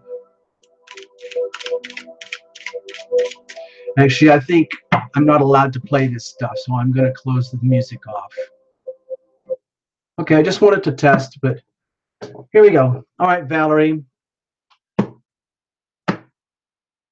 I'm probably going to try and go really, really quickly. I hope you don't mind. I hope you don't feel like you're going to get shortchanged here. But this is a freebie show. Just do it for fun because I love you guys, and it's a way to promote the channel and things. So let's just make the best of it. Here's the situation. Here's the challenge. Here's how we're going to handle it. Here's the weather. Okay. So at least, like Valerie, circumstantial energy, the weather, it's all about taking care of business, minding the business, and just kind of getting on with what needs to be done. So that's very noble. That's very good. You don't want to get too sucked up in this to the point where you forget everything else in life, of course. What's the situation? Okay. Well, if you are experiencing grief and sorrow specifically, but you're not acknowledging it, that's a problem. If you are in a world of grief and sorrow right now, and it's open and it's clear, and you feel okay to express that and share that and let the energy flow through you, that's a much better thing.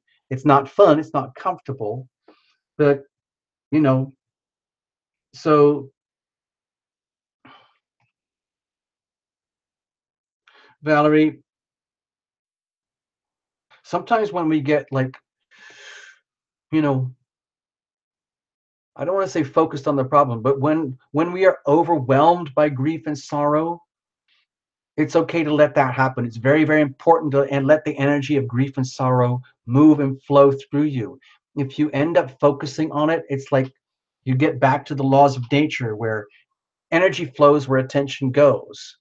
And pain and trauma and suffering can be very, very magnetic. They can have a tremendous, powerful impact on our bodies where it starts to consume all our energy and we focus all our energy. Like if you've had an extreme injury or a loss or a betrayal, loss of someone, loss of job, loss of work, something like that, and it hurts, and it really, really hurts. It's really important to let the hurt flow, but not to own you, and to always remember that you're in the flow and you have to stay in the flow, because like negative energy can act like a vortex, just like positive energy. Like positive feedback loops feed on each other. The better it gets, the better it gets. But negative energy works just the same way. It's just energy, but it's going in the other direction, where grief and sadness and negative energy feed on each other, and they just make it worse and worse and worse. So Let's have a look. What's the challenge here?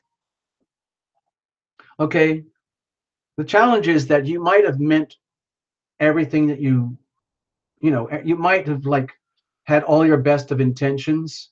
You might have been, let's say, innocent. Maybe you were in a situation, people, jobs are innocent, where you had all the best intentions and things went wrong, but in a way that it's nothing to do with you at all. And you end up on the receiving end of grief and sorrow, pain and misery anyway. And it exposes your own innocence when it comes to, let's say, matters of reality. Okay. So you might be one of those people who's very sweet, very kind, very loving, very generous, hardworking, but also kind of innocent in certain manners, especially when it comes to matters of the heart, where you can easily be wounded. It's very easy for you to be wounded or be on the receiving end of other people's uh, like damaging kind of energies, and it leaves you very vulnerable because you might not have ever been raised or taught how to be very, let's say, self-assured, or to protect and defend yourself in a way that is, reasonable. Some people are just like walking victims, targets, so to speak, very, very vulnerable, extremely sensitive, no matter their best of intentions. And so that can be a problem. So how are we going to deal with that? Okay, you might not like this, Valerie, the way I'm going to say it, but it's going to go back to the same thing that I was talking about earlier with some of the other readings. It's about how to recognize that you are a participant in your own equation of pain. It's still your pain, it's still your grief, your sorrow.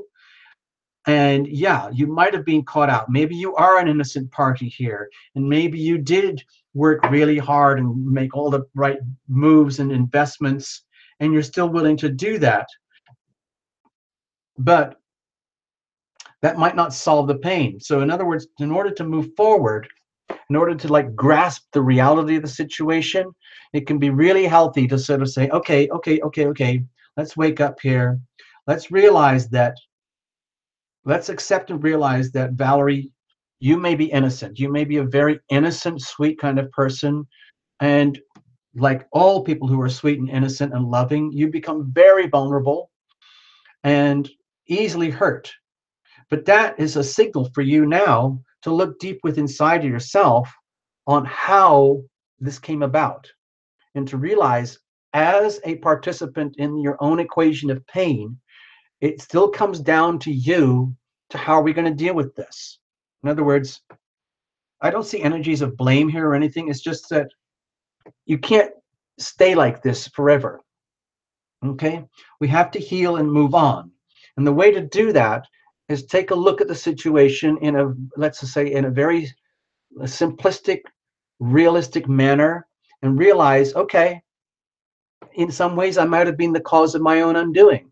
Perhaps in my naivety and innocence and whatever it was, work, love, relationships, money, career, whatever it might be, uh, there's just certain things in which you were not aware. You were not mature enough to understand, but now it's happening. You're seeing how certain consequences happen when you're not aware. So it behooves you now to pay so much more attention to like the process of manifestation in your life. In other words, energy flows where attention goes. So if you neglect to do what I call maintenance on yourself, like lots of self-healing, self-maintenance, self-love, self-care, it's very easy for the negative things to take over and control, like weeds. They just grow and they take over everything and they sap the life out of everything else. Of course, the weeds are very happy, but you become starved for your own nutrients. And so it's really important to understand how you might have been a participant in your own sorrow here, because it's your sorrow. So the question is, how are we going to clean this up? Because like no one else can do it for you. All healing ultimately is self-healing. So it's really important to basically get back in there, face the situation, and figure out, how are we going to do this? You can do it. It's just a question of applying your highly practical skills and abilities, okay, in the right direction, in what works. Energy flows where attention goes. So focus all your energy on what needs to be done now. How do we clean this up? How do we heal? How do we move on? Practical approaches, okay? All right, Valerie, I hope that helps.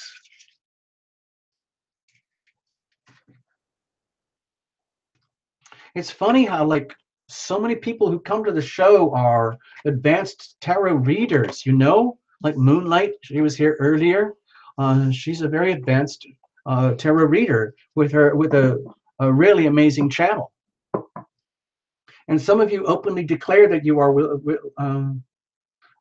just, you're already kind of in the field. From my perspective, someone asked me the other day, what is the key word? Like, do you consider yourself, oh, it was on the radio show. Tarot Illumination was invited on Joanna the Medium's show. And Joanna said, like, in one word, what would you see yourself as? And she gave me a list of words, and I chose healer. Yeah, in some ways I am a healer. And I have been a healer. I have worked as a healer in this kind of business before. I worked as a psychic medium, but I never thought of myself as a healer. And I work with someone very closely with whom I feel as though I am their healer, and I feel that they are my healer. But now I'm thinking about it, like a week later after the show, I feel it's like being more of a messenger. It's more of about the messenger about the healing, if that makes sense. Does that make sense? Tarot Illumination is more about the message of love and healing. Like the little book, okay, this is a good cue. This is an opportunity for Tarot Illumination. Just want to mention this. The manuscript is already written, okay? It's called, for a little book called Love and Healing, a little book about the healing power of love, okay? So what I'm realizing is that this is probably going to come out next year. What I'm realizing is that Tarot Illumination is more about the message about love and healing, the message about the healing power of love, what it is, how it works, and how you can bring that into your life and share that in your life and world, okay? I hope that makes sense. So, you know, it's not healing in itself, but it's more like a messenger about healing, propagating the healing power of love, spreading the message about love and healing. That's really what this is more about here. That's really what the channel is all about, frankly. I mean, the tarot is like what it is, but when you get into the channel, you can see what's happening here. It's really about healers, healing the healers. But I'm doing it more in the form of a message, okay? It's not like I'm sitting there writing prescriptions or sending you pills by email, you know?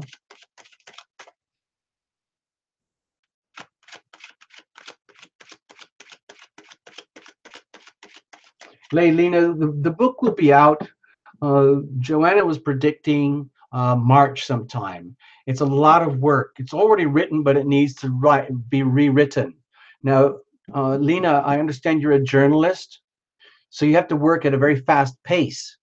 But I work pretty slowly, and from where I stand, it's like writing is all about rewriting. The manuscript is there, but it needs to be completely rewritten, and it's a lot of work.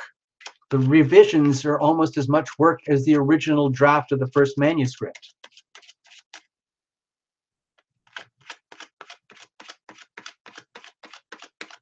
The shoemaker with no shoes.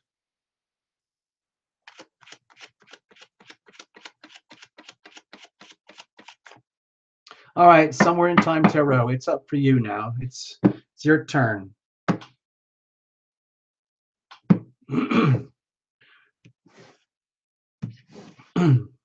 So what's this going to be? What's the situation? What's the challenge? How are we going to handle this? What's the weather like for you? Okay. Oh, this is freaky. This last week, I've been getting so many synchronous repeat cards. All I can feel is that, I don't like saying it, but it's like fate. It's just that there's these constant repeat messages. So I don't know if you're working yourself to death, Swift, somewhere in time, or if you're consumed, or if you're being guided to really focus your intention and really hone your craft and work at the craft, develop and grow and build the craft, invest in the future, so to speak. That's good. Maybe the conditions are right for that right now. This could relate very closely to the Capricorn energy, okay? So it's like, but just don't turn into a workaholic, okay? Just do things in a slow and steady pace. Make the best of it. What do they say? Make hay while the sun shines. Okay. What's the situation? Okay. Not tonight, but in a lot of the private readings, I've been getting this card a lot too. Okay. So with the King of Swords, my feeling is that in some way or another, either you are rising to this level of stature where you are becoming an authority, like an officially recognized master in your field. And if you are not that way already, it's like you're working towards that. It's almost like if you have degrees, it's going to the masters. If you've got masters, it's going to your PhD. And that you're right in the thick of it right now.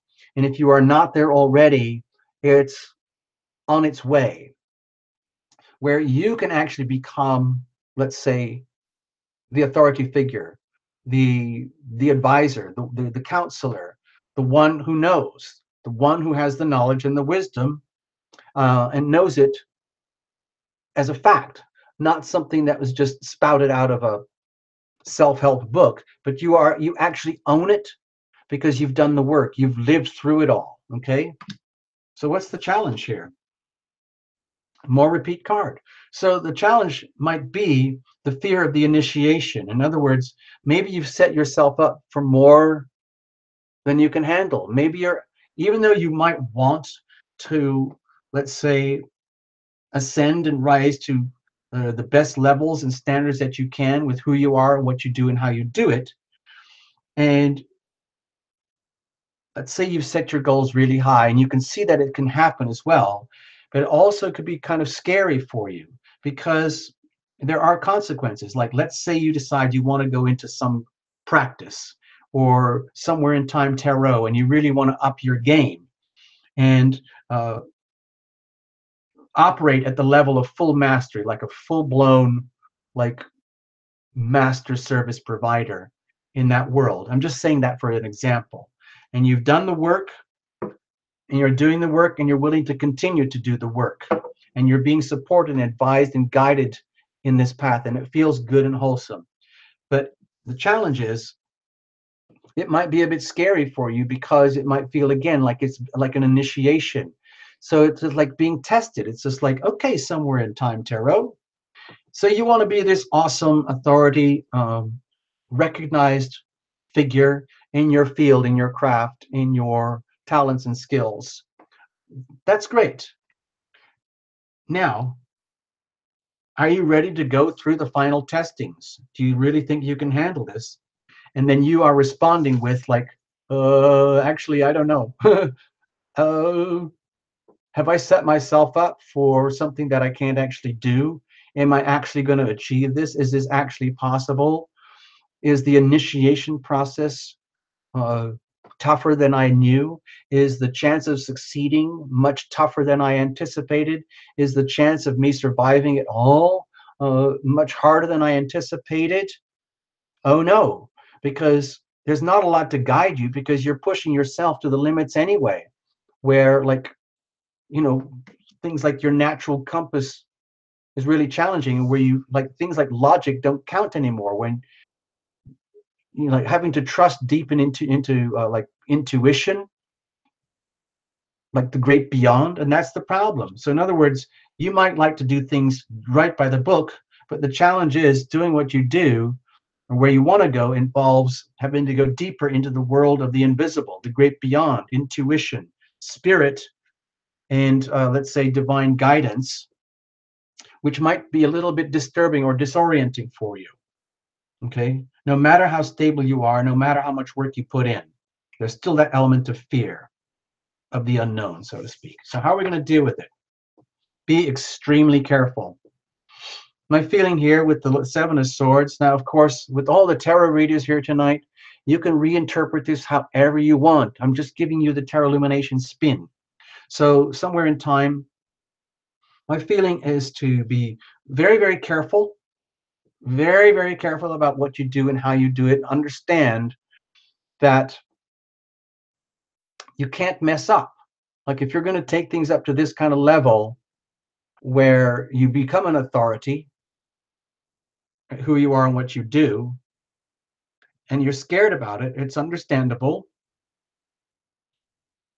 But with the Seven of Swords here, my feeling is that it's almost like when you become, it's almost like you become more vulnerable to scrutiny. In other words, like if you're the president of the United States, everybody's watching for the slightest thing that you do to mess up. And as soon as you mess up, they're going to call you out. Okay. So my feeling here is that please understand by advancing yourself, raising your skills and talents, and investing in the future, and however you do that, and even your willingness to go through the initiations to go to the higher levels, and your fear about whether it's going to work or not, it's all understandable, because when you get to the other side, let's say you do become fully certified as a master in whatever, uh, whatever it might be, like life coaching or something, whatever that might be. Uh, it's almost like you better make sure that you do it right, because you're going to be held accountable. Okay? That's what I'm feeling here.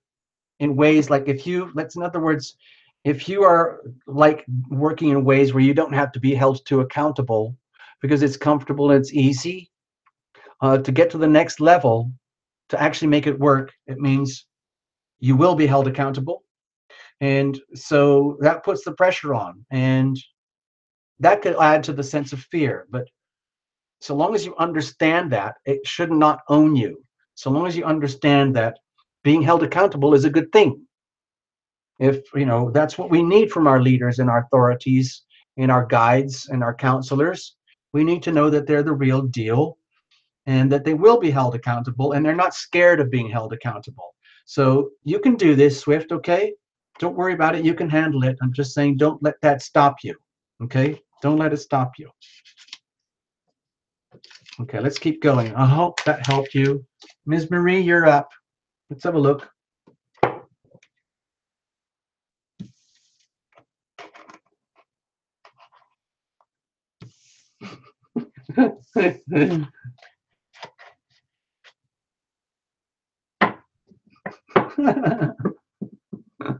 Wolfbite is really enjoying himself. he's like he's like reveling in the joys of being a heckler, and that nobody can figure out how to get rid of him or how to block him off the screen. And he's figured out how to cut the foul language so that he can stay on the screen without the automatic sensors flagging him. God.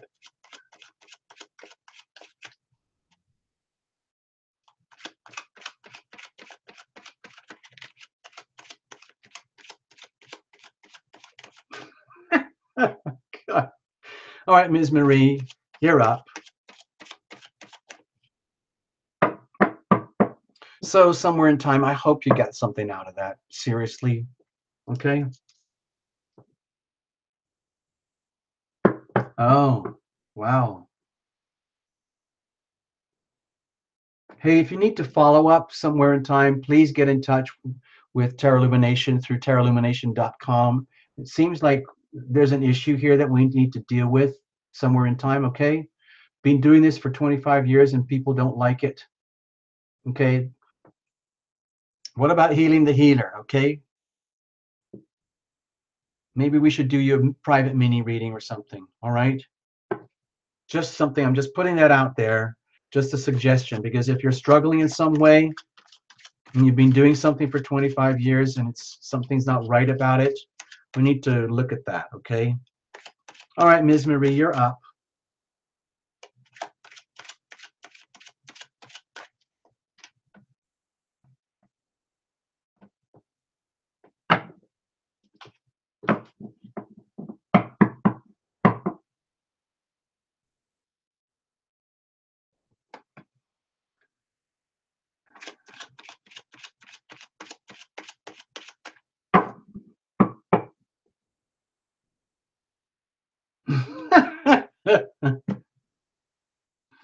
Wolfbite enjoys being Wolfbite. He really gets off on it. I guess it's a guy. I don't really know. The joy of being offensive. The joy of being a major ASSHOLE.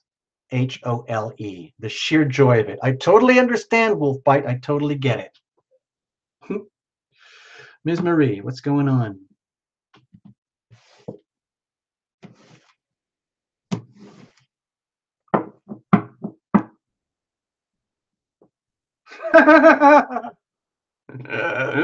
Here's the situation. Here's the challenge. Here's how we're going to handle it. What's the weather like? Yay! Okay, there's your reading. Thank you very much, Ms. Marie. Bye. Bam. Okay. So let's just say it's beautiful weather. Circumstances are just right for like whatever you want. Okay. Especially when it comes down to the simplicity of joy and happiness. It's perfectly okay to be happy right now. If you're not happy, it's time to be happy. Okay. And then the question is figuring out how does that happen?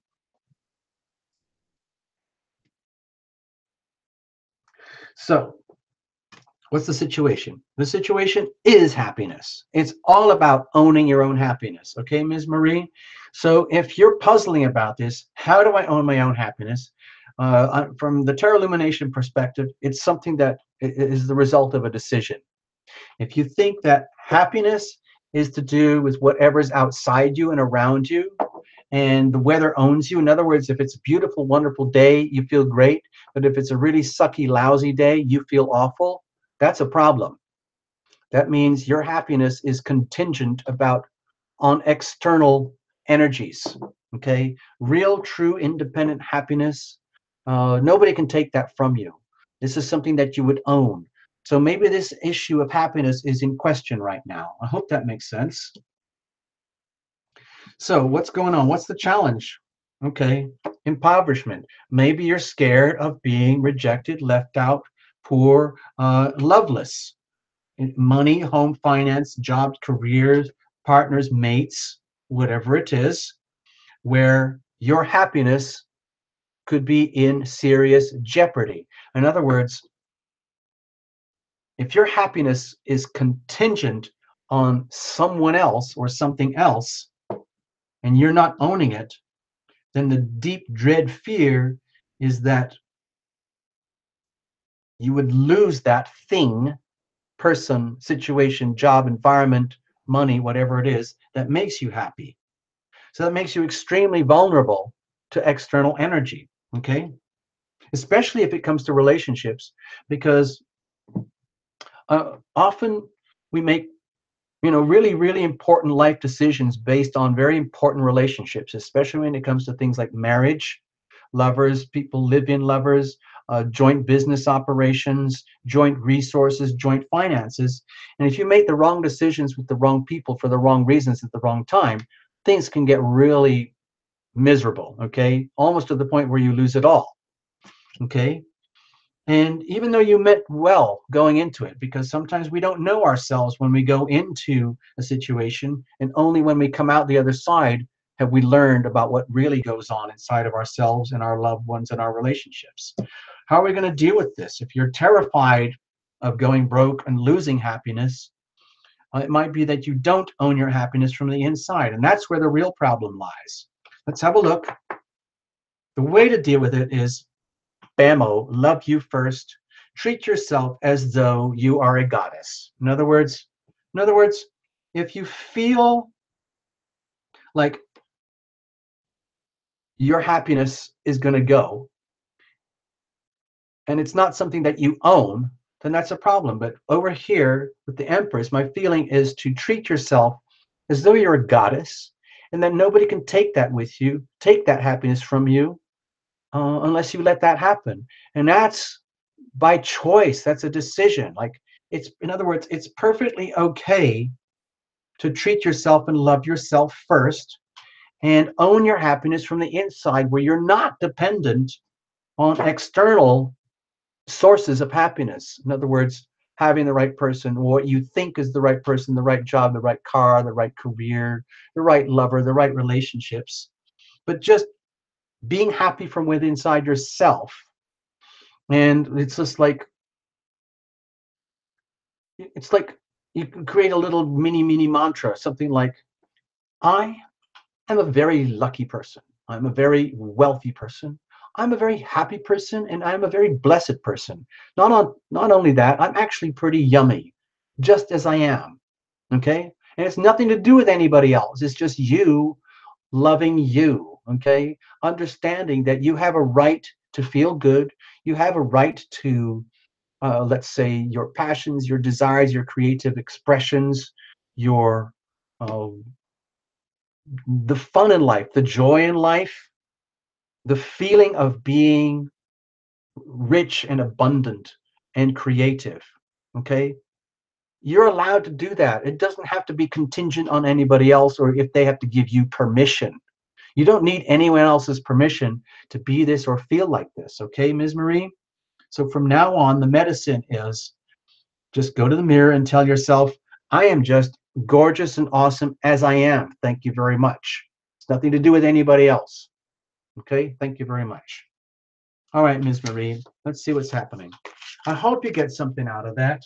It's just a little mini public reading. I don't want to get too much into the details.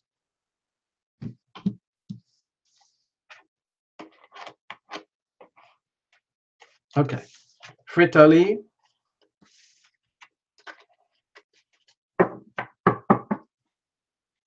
Gosh, I didn't know there would be so many people here tonight. Thank you all for showing up. I know it's Christmas Eve, and you've all got fun stuff to do, but I really appreciate you guys hanging out here, and I love doing this for you, as you know. Okay?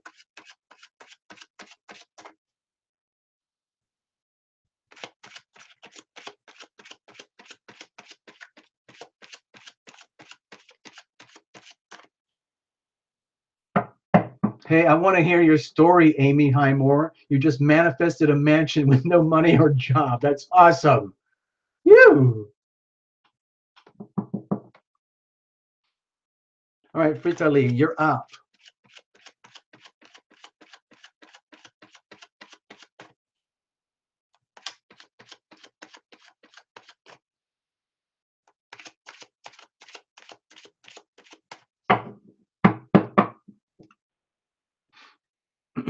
Let's have a look. What's going on? What's going on here? What's going on?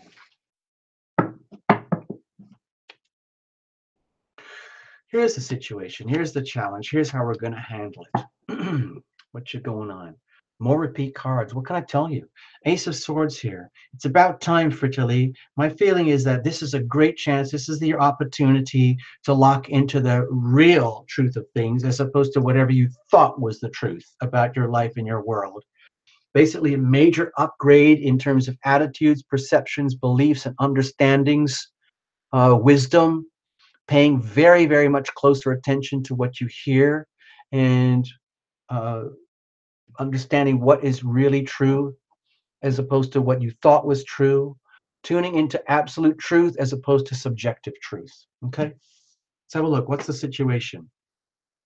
Coming into your own more than ever before, but there is a condition. So if you are determined to, like, let's say, up your game, and you're determined to make that happen, you already know it's underway, you're working at it, and it's all in the flow. But the situation is that it's a lot of it is to do with bringing yourself into alignment with spirit, into alignment with the will of heaven, where the goal is to take your full egoic, wonderful self, all of you, the person that you are, and bring it,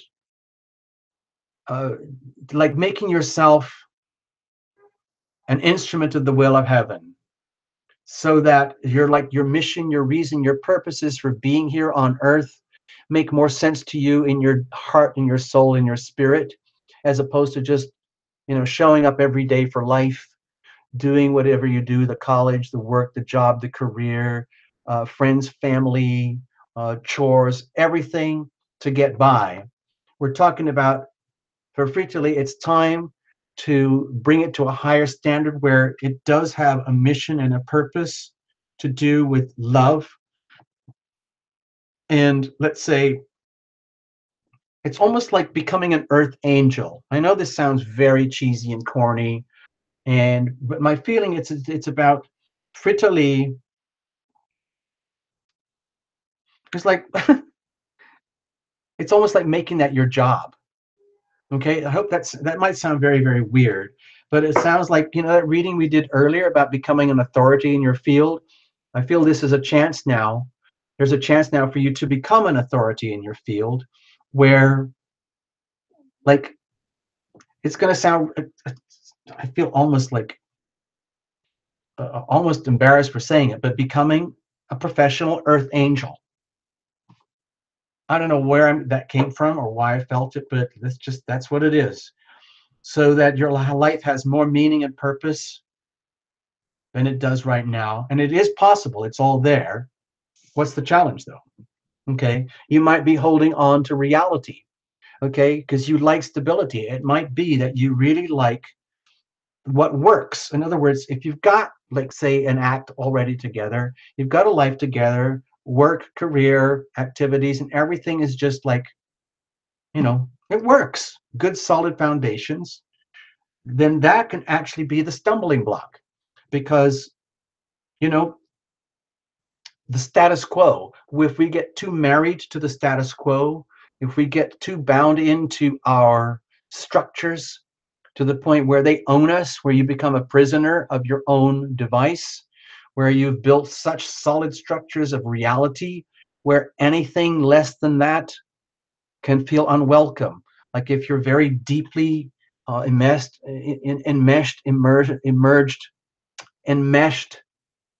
immersed into the physical world where things are working really well, that by going off and doing something like more spiritual, in more of like a spiritual path, or let's say raising your game to a higher level where it's much more, let's say, beyond what you're doing now, that could feel like a threat to your worldly financial material security and stability, which would feel awful.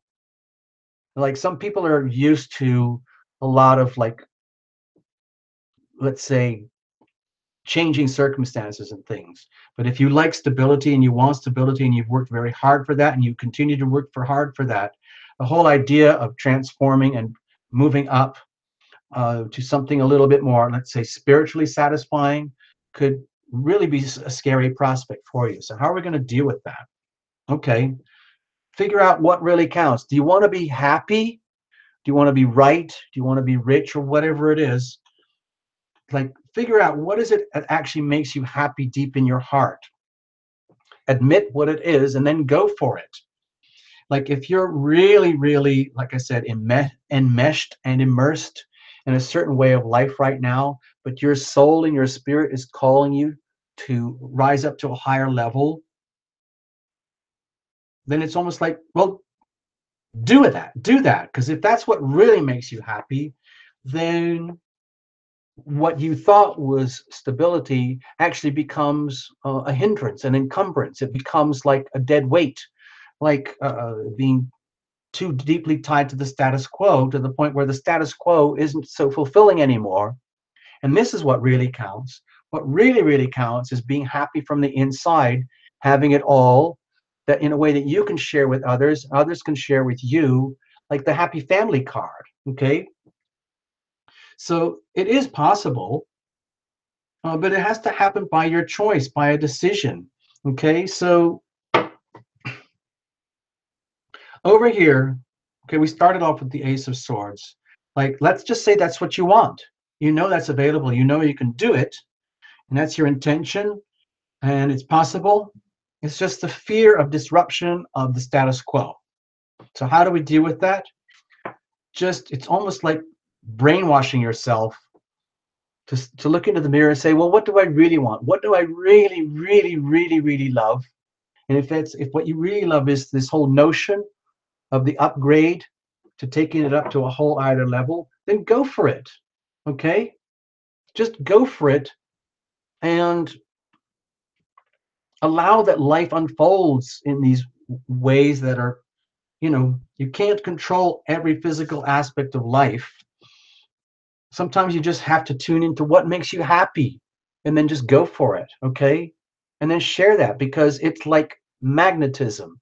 Once you like tune into the healing power of love, once you allow love and healing to move into your life, it's like a fountain, it's like a magic ointment, it's like a balm. It's like, I'm just talking from personal experience now. When you are on the receiving end of this kind of love, it blows anything and everything else away.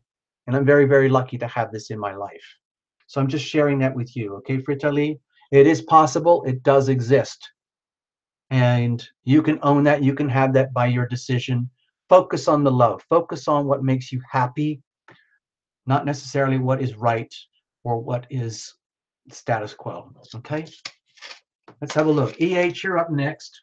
Hope I didn't scare you. I hope you got something out of that, Fritali.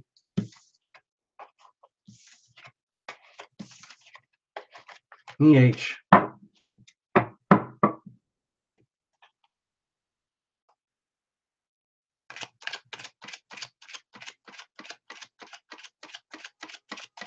You see, look, Wolf Bite, people are helping you.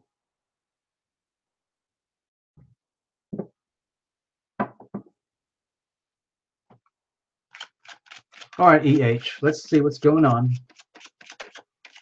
Thank you, Fritali. Thank you for coming to the show. I did what I could for you. You know, we do what we can. We're healing the healers tonight, okay, people? Tarot Illumination here. The show tonight is all about healing the healers, okay? I'm really glad that we even got the show going at all. It was really tough to get the show going.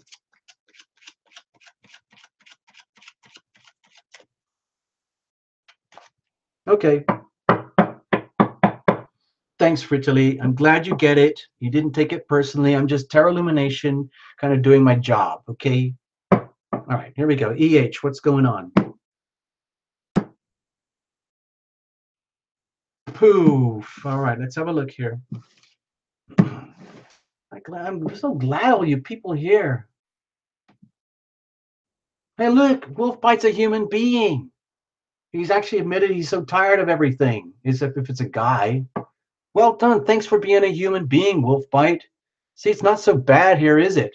There's a lot of love in this room. You just might not be used to the energy of love. It can be very disturbing and disorienting if you're not used to it. Most of us here are used to it. And we want it, we deserve it, and we love it. A lot of the people here are very, very deeply loving people. So deeply loving and compassionate that they give it out in massive quantities to the point where they neglect themselves. So what's happening here tonight, the theme of the show is healing the healers. We're trying to bring love and healing to the healers because you guys deserve it. You guys need it. You know, that's what happens in doctors and hospitals. Caregivers, they're under tremendous stress. A lot of the times it's just because they're just giving, giving, giving, and they never have time to love themselves. Okay? So tonight, it's all about loving ourselves. You guys need to learn to love each other. Love yourselves first and foremost. I think I just cut the cards, so we're just going to read. Here's the situation. Here's the challenge. Here's how we're going to handle it. What's going on? Okay, hanging in. Well done, EH. If the circumstances are telling you that you're doing a great job, you're doing a really, really good job, EH. We just wanted to let you know, even though you might feel like you're under a lot of pressure, you're doing an extremely good job in the circumstances. Well done. What's the situation? You might be at the end of your rope, completely and utterly, where the reality is you can't really take it anymore. No matter how much you're struggling, no matter how much encouragement is happening. But the reality is it's okay with this, because with the Ten of Swords, please understand and realize that this doesn't have to be like this anymore. This is the end of this stuff. Enough is enough is enough is enough. No more of this stuff, EH.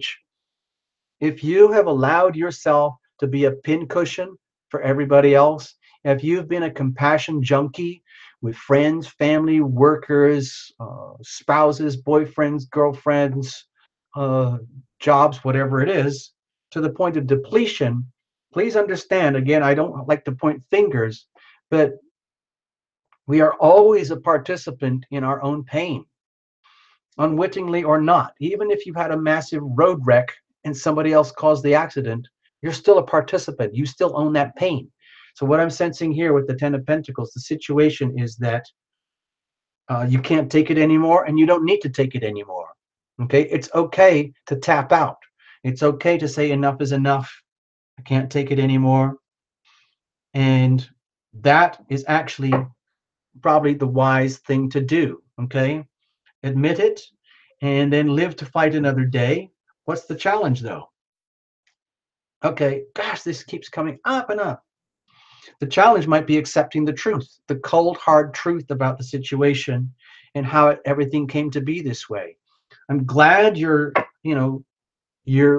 being so courageous, and it's wonderful that you're being encouraged to maintain your dignity and your honor and your position and your rights.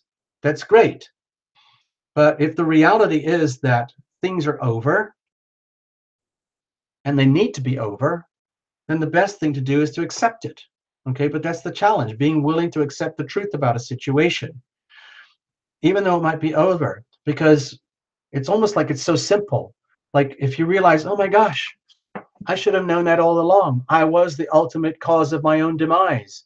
All this horrible stuff that happened to me, it happened to me, EH, and that means I'm part of the equation. So even though you might not have deserved any of this, you could have been wounding yourself a lot.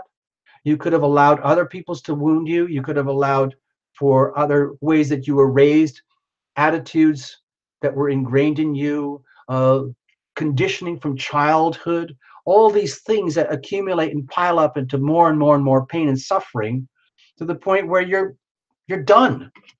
And then you realize, oh my gosh, that is mine. That is my pain and suffering. And then accepting that is the challenge. So what do you do with that? Even though you're being very courageous, that's great.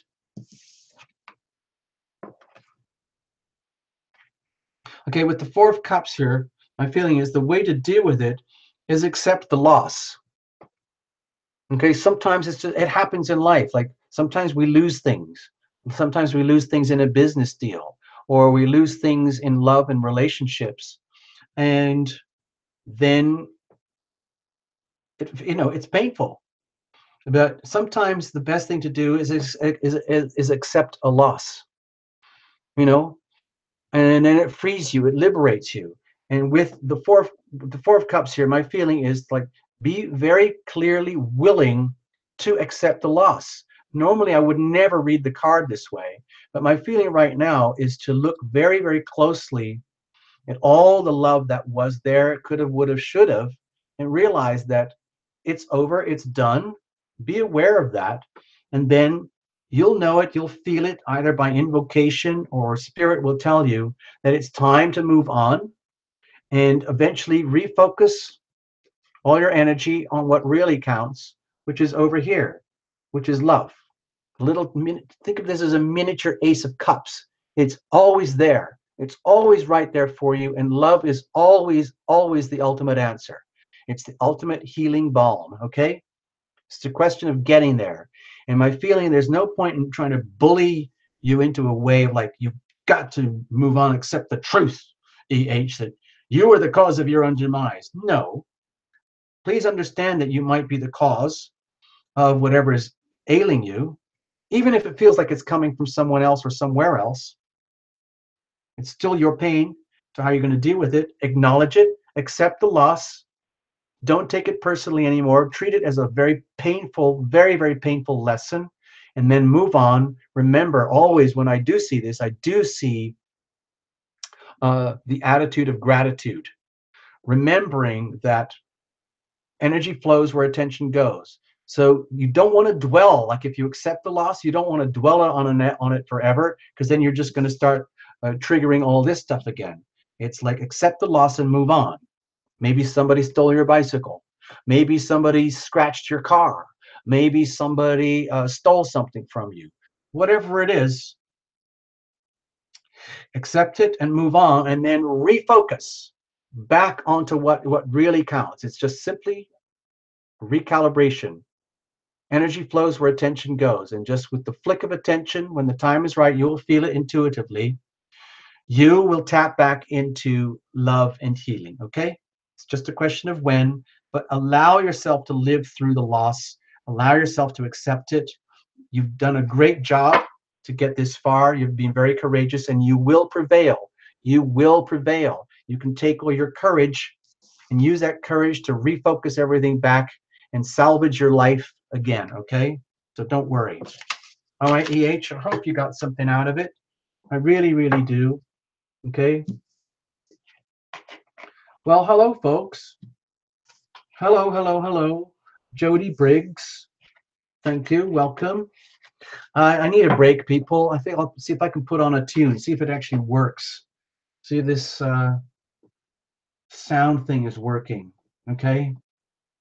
So I'm going to put on Hey Yo for all the crazy people.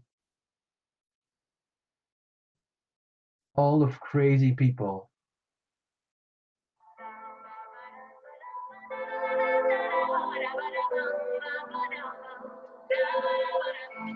It was one of those days where everything goes wrong. My hair fell out, my heel broke off. I slipped through my alarm. I missed the bus tonight. School, my stalker walked me home. I sprayed his face with mace and then he left me. I see you, Christina. I saw you. I'm gonna dance my stress away until the break of daylight.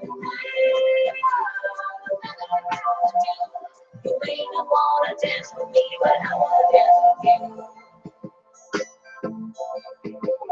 A lot of my relationships, they end up in the ditch. So I'm getting counseling for being another. Just guilty gave me, they make me trip and fall. So if you are the man you say you are, you love me close and all. Tonight, I'm gonna dance my stress away until the break of daylight. You may not wanna dance with me, but I wanna dance with you. Shoes and manicures, the solutions, the fancy racks, Okay, I'm going to start the song again because I got that vibe from Christina. Okay, hold on, stay there. Here we go. Da, da, da, da. Thanks, Christina.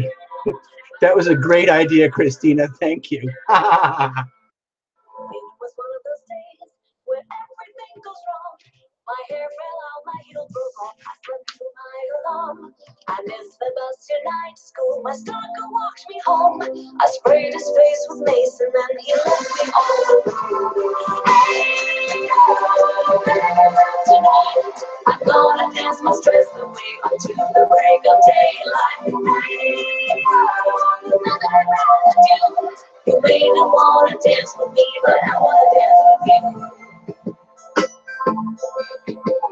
A lot of my relationships, they end up in the ditch. So I'm getting counseling for being another trouble.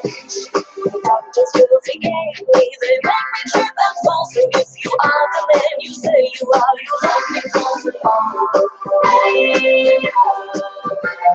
Tonight, I'm gonna dance my stress away until the break of daylight. You may not wanna dance with me, but I wanna dance with you. Shoes and manicures, the great solutions, the fancy packs, the fancy racks, the empty substitution. All you really need is a man who throws me on my shoulder, takes me naked in the ocean, loving me. Tonight, I'm gonna dance my stress away until the break of daylight. You may not wanna dance with me, but I wanna dance with you.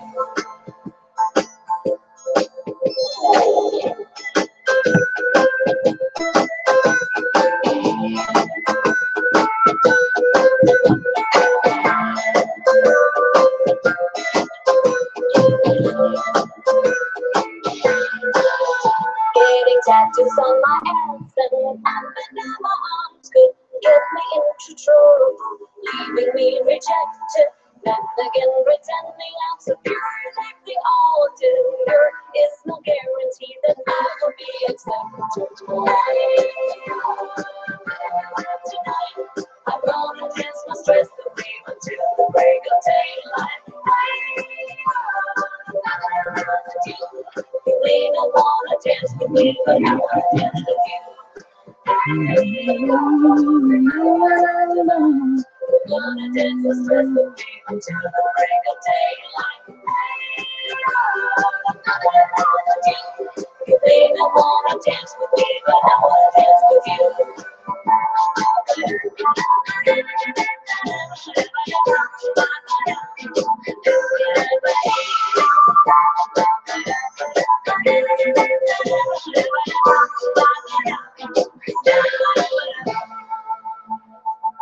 All right, so what's going on? Hold on, I gotta shut this down. Hold on. Doopy doopy doo. So what's going on? It sounds like things were getting pretty ugly out there. Ouch. Ouch. All right. Yeah, this is going to sound like a complete turnaround here. Wolfbite, you're up. Okay. All right. This one's for you.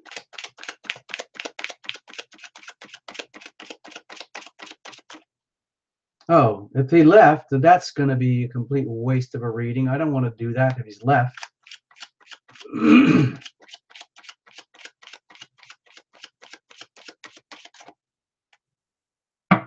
If he's left, I'm not going to do it.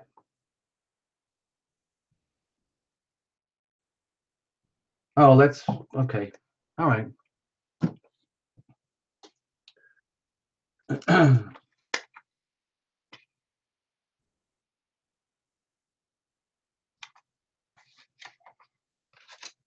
So I'm starting to get a little wiped out. I don't know about you guys, but I've been doing tarot all day. It's been nonstop tarot all day.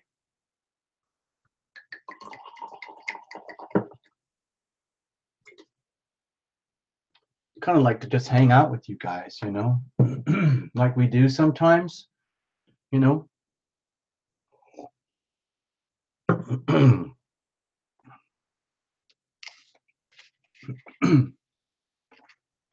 I think I think someone's right here. Wolfbite's left the room. So what I like to do is take advantage of the little tiny bit of energy that I have left.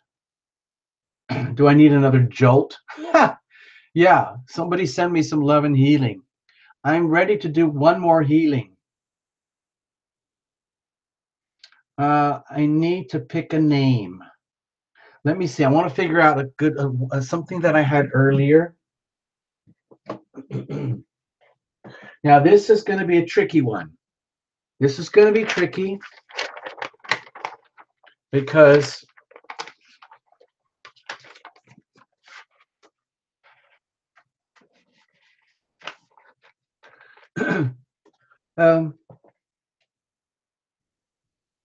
I just love you guys. It's just like this to me. This is just like the ultimate thing to do. I've had such an amazingly colorful life, and I've been very, very blessed in so many ways. I've also endured a lot of tragedy. I've been nearly dead so many times, and I'm still alive. It's a freaking miracle. So my day has been, let's say, very, very interesting. I've been very privileged to meet a lot of amazing people through this channel. And a good percentage of the people, not everybody, but are, let's just say, people who are highly advanced spiritually, and things get a bit lonely. Like, where do you go? So like Abby was talking about, I don't think she's here tonight, but it's very much about the Tarot Illumination Love Tribe, where I learned that love is like a commodity. Love is what love does. And we are physical beings. We have limitations, and we can talk all day long about universal love. And like, we love everybody and everybody and all that kind of stuff. And it's great. in its own way. But the reality is that when it comes down to the nuts and bolts day-to-day life, it's kind of like a like a limited commodity. In other words, if you're a parent, for example, you can't stay up 24/7 being a cook, a chauffeur, a housekeeper, a lover, a laundry person, a full-time employee, because you will end up depleted and useless to the ones that you love. So you have to make decisions. What are you going to do with this limited resource? If you have X number of hours per day and you have X number of skills and talents, what are you going to do with that to maximize it? And one of the most important things is to remember to love yourself first. And so many people, I don't know, I've been a kind of a surrogate father uh, quite a few times, and I'm still stunned at how single women uh, figure out ways to raise and take care of their children, because it's such hard work. So one of the themes that I wanted to emphasize on the show tonight is that uh, when when it comes to like this thing of love, it's almost like there's a gas tank, okay? And if you completely go to the point where you're just depleting yourself all the time and the tank gets empty, if it's like this is a reservoir and it's full of love,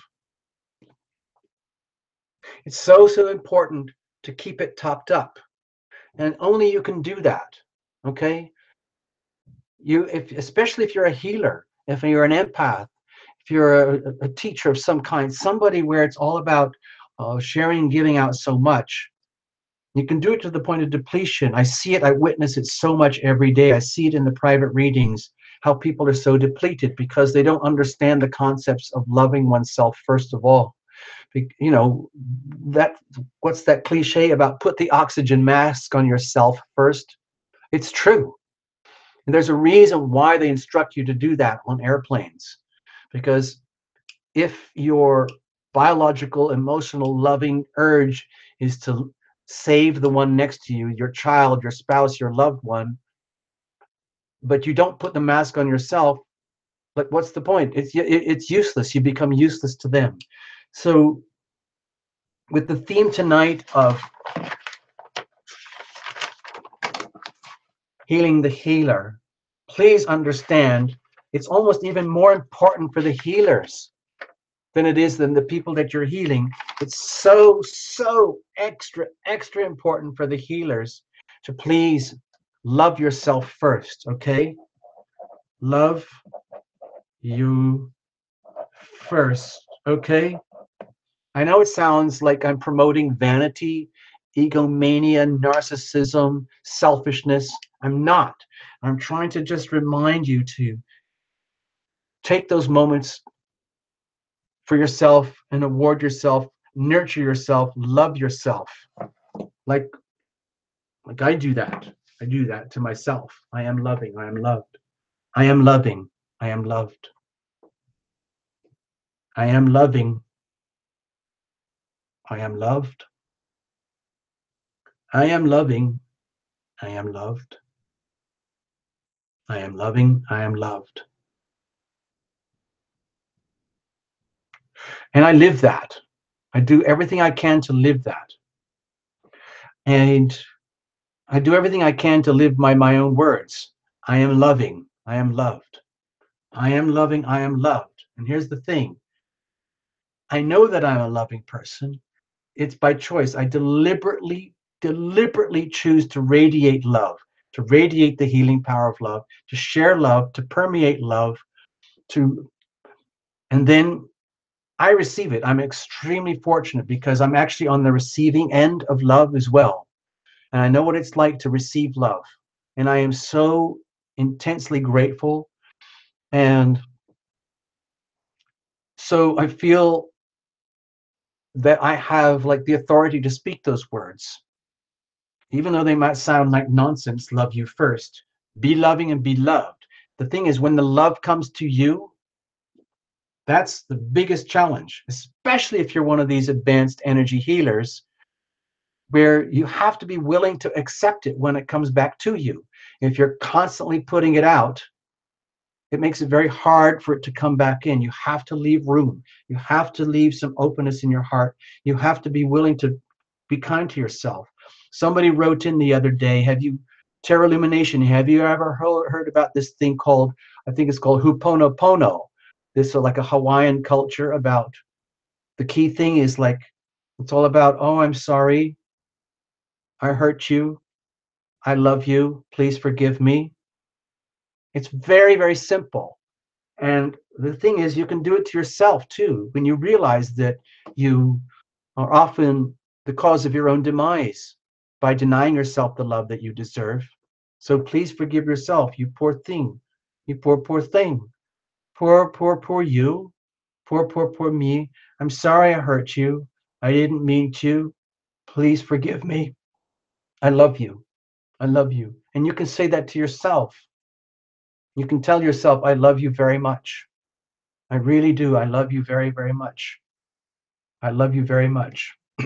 Next thing you can do is you can put yourself in a healing pool where you realize that once you get in the flow of it, it feels really, really good. Taking this I am loving, I am loved thing, taking it to the next level where it's about, let's put it this way. This is for you guys now. You are loving, okay?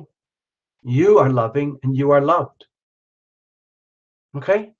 You are loving and you are loved. You might not know it, but you are. Almost everybody who's here at the show tonight is a very deeply loving, compassionate person by definition. You are loving and you are loved. You are loving and you are loved. The only stumbling block might be, are you ready, willing, and able to receive the love when it comes back? So you get to that roadblock inside of yourself where even though you know deep down all of these concepts that we're talking about already, you're still a human being on your own path of healing. So you might be doing a great job of being a healer for others, but you're still on the precipice of your own evolution, that you still have to live by your own words. And so you get back to this, where if you're questioning yourself, are you worthy? Are you deserving? Are you open to receive that love? Are you ready? Are you willing and able to receive that love? That's the energy of doubt. That's you condemning yourself. That's you feeling like you're not worthy. But for whatever reason, you're too short, you're too ugly, you're too poor, you're too dumb, you're too much of a failure, whatever it is. It's so easy to condemn ourselves. However, if you just take those words and flip them around and turn them into a chant, and luckily, Terra Illumination has a song coming up one day soon about that, but listen to the words upside down. It goes like this: I am worthy, I am deserving, I am open to receive, I am ready, I am willing, and I'm able to receive. So you can do that with yourself. We can do it with each other. We are worthy, okay? All of us here, we are worthy to receive love and healing. We are worthy to receive the healing power of love. If you're a healer, you need that more than ever, because you are constantly depleting the tank, which means you constantly, regularly, on a daily basis, you have to fill it up, okay? Which means that has to be done by your decision, by invocation. Like, I am going to go to the gas station now and I am going to fill up. I am going to fill up on love and healing. I am going to fill up on the healing power of love. First of all, I say it to ourselves, but we can do this together. We are worthy. We are deserving. We are open to receive. We are ready. We are willing, and we are able to receive. Okay. And then you are worthy. You're deserving. You're open to receive. You're ready, you're willing, and you're able to receive. Okay? And then you receive it. And it might be freaky weird. Even for like advanced energy healers, it can feel very weird to be on the receiving end of love when it comes to you. You know, you might be able to say that to others, but when it actually comes to you, you might think, oh no, I don't deserve that. Oh no, no, no, no, no. I'm just so and so. I'm just so and so.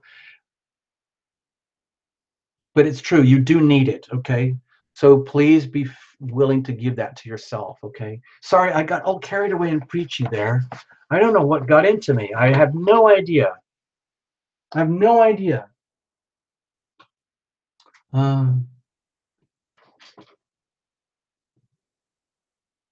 Thank you, Christina. I saw what you just said. Look at that. Look what Christina just wrote. She said, you can't heal others if you are not willing to give to yourself, to dive into the shadows and surrender. Wow. Bam-o, Christina. Bam-o. Yeah. Oh, yeah. Seriously. Awesome. Thank you, Christina. Cheers. Obviously, you can tell I'm not going to do any more readings tonight. I'm kind of burned out. So we'll just leave it at that.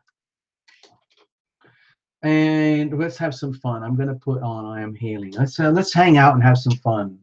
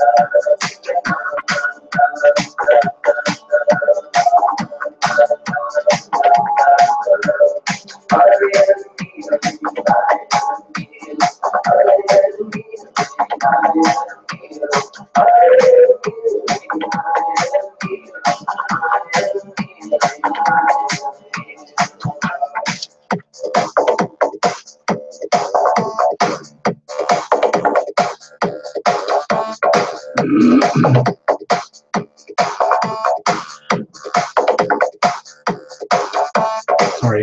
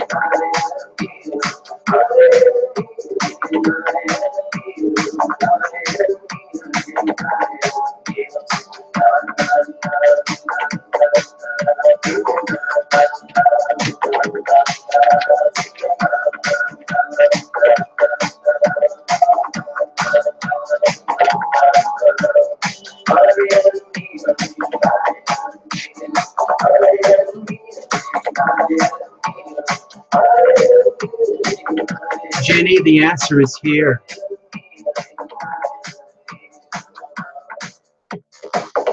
Jenny, you asked, where can it sound better?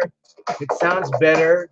There is a songs playlist on the Tarot Illumination channel, and the music sounds much better over there.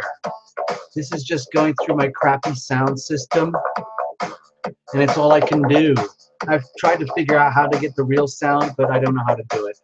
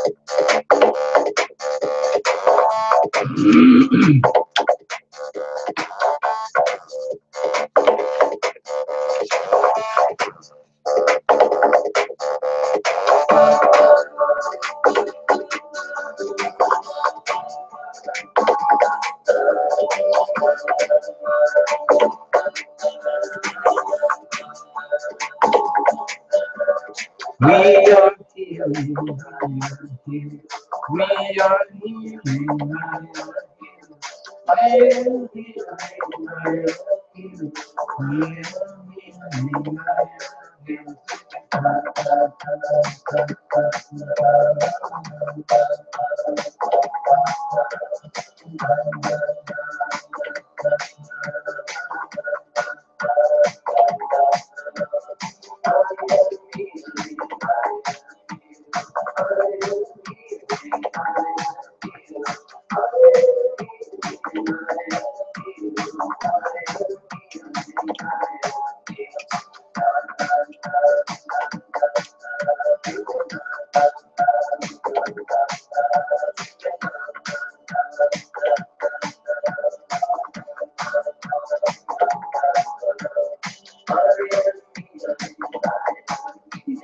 What's funny, Jenny? What's so funny about that?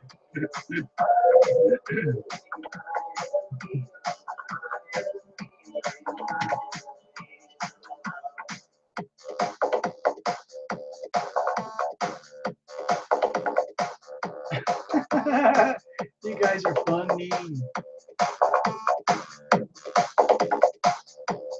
Hey, Primary, what's going on?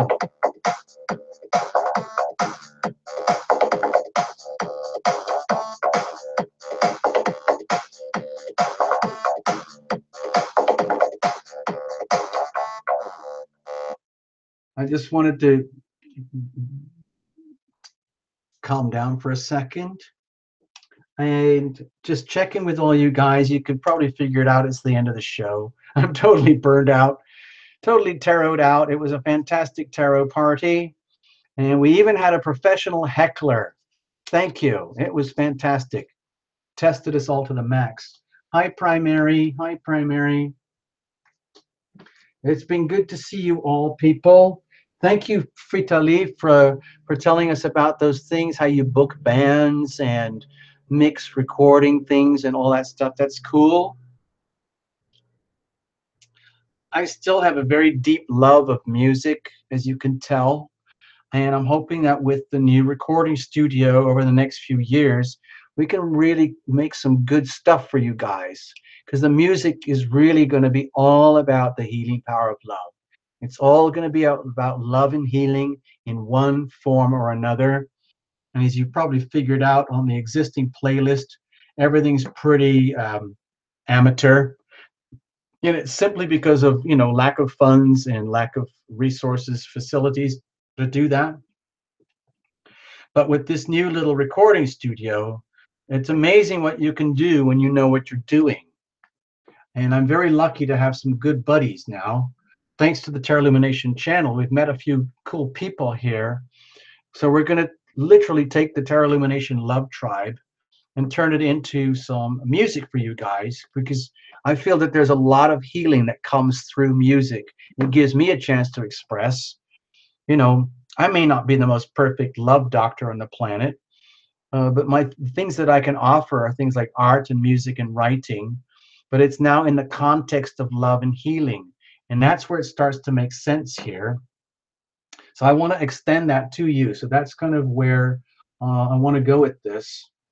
So Jenny, I don't know what was so funny, but I'm glad you found it funny. And yeah, when it comes to mastering the music, mastering is where you take all the recordings and you put it through these extreme filters, like it's extreme polishing to get it ready for the mass marketing. And it's a very, very, very specialized, skillful art form. And I can actually be a good producer. You give me the instruments, the musicians, and the studio. I could be a really good producer. I can also be a good mastering engineer, but you have to be, I'm one of those people, I need to surround myself with talent.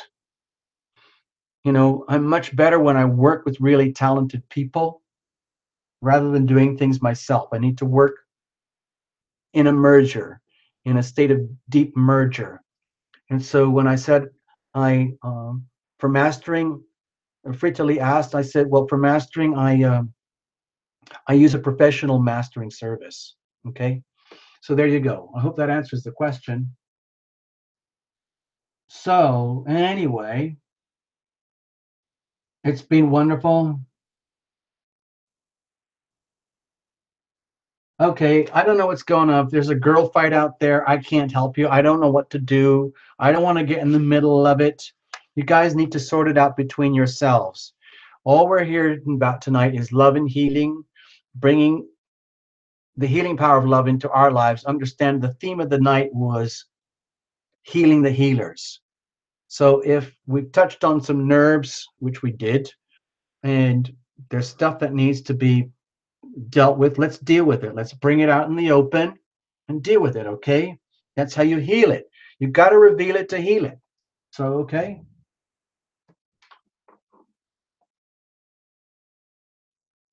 Angelic soul. Well, can you write to me about, I missed it. It's already gone past on the screen. I can't see it.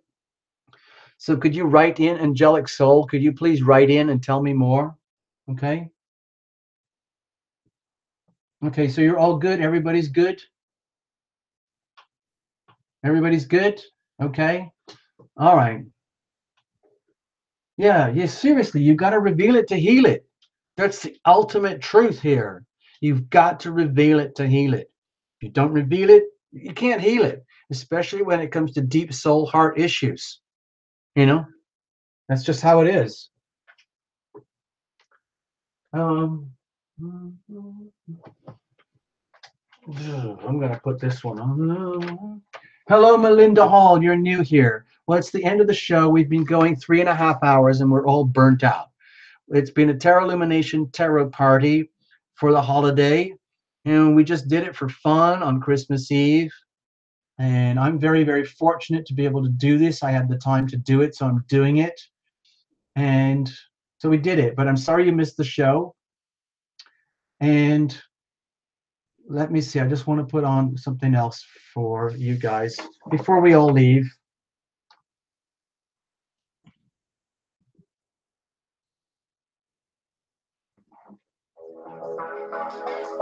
I'm just going to play it very, very quietly first. As you can tell, it's kind of the end of the evening here. I'm going to play this song, and I love this song very much. I'm very proud that I wrote this song. And this is my little sample here.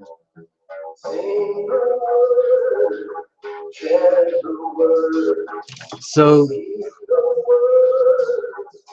I know it sounds like it's a bit of a preachy song, but it's really so important to understand how, you know, our thoughts turn into words, turn into deeds, actions, and then consequences. And then those consequences come back to us with an echo.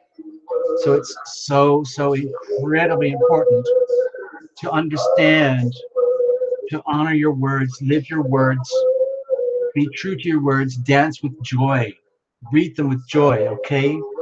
Because that's how you spread. So much of our life is conducted through the planet Mercury, speaking and listening. So be aware that words can be weapons. They can be also tools of love and healing, okay? So this is just to celebrate the word. Celebrate the word. Live by your word. Be very deeply aware of the words that come out of your mouth, the words that go through your mind, how you can reprogram yourself, whatever it is, NLP, neuro-linguistic programming, whatever it is, brainwashing yourself into new ways of being that actually work, okay?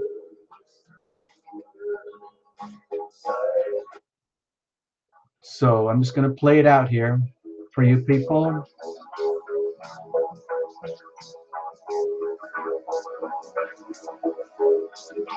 See, look at that. Look what Kritali just wrote. All behavior is either an expression of love or a cry for love. That's amazing.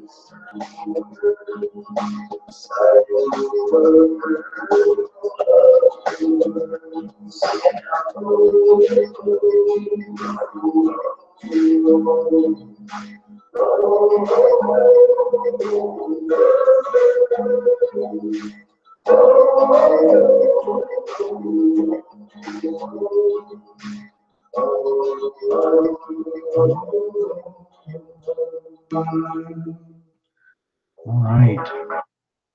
All right. So, so it looks like some of you guys have been doing a lot of self-healing on each other. It's crazy what happens in the chat room when I get a glance. It's just like what you guys do, like introducing yourselves to each other, like, hey, come and see me. I'll give you a reading. Don't worry about it. And then someone else says, hey, Jenny, we're going to get you some chakra stones. And, you know, all of these things. And that's fantastic. So, yeah, uh, let's call it a night, folks. It's been a pleasure. I feel like I don't want to stop, but I'm so tired now. I had so much fun. And this is the time where everyone's like, you know, if you're all over here at my place, it's just like with all the diehards are hanging out in the kitchen. Everyone's tired. You're just soaking up the love in the room. And then you know you have to go home and start again, start a whole new life again in the morning from scratch. So there you go. Um, so yeah, I love this thing with Frita-Lee, the way she left it here. I guess it's a girl. I don't know. I'm going to take the long songs, the words away. I'm going to start to unwind everything for us. And we'll do this again. Next Sunday will be, let's see, January the, wait a minute. It'll be the it'll be the 31st. Oh my gosh, next Sunday will be New Year's Eve. That's crazy. Wait a minute, is that right? Oh no, no. Huh. Next Sunday is New Year's Eve. Oh my gosh. I don't know if I'm gonna make it, people. We'll see. Maybe we will. Maybe this is maybe we'll end up here next week on New Year's Eve. I don't know. I don't know. I'm not promising anything because right now it's getting close to 11 o'clock here. So I guess we could do a show and then people could still go off and have their New Year's Eve celebration. Yeah. Okay. So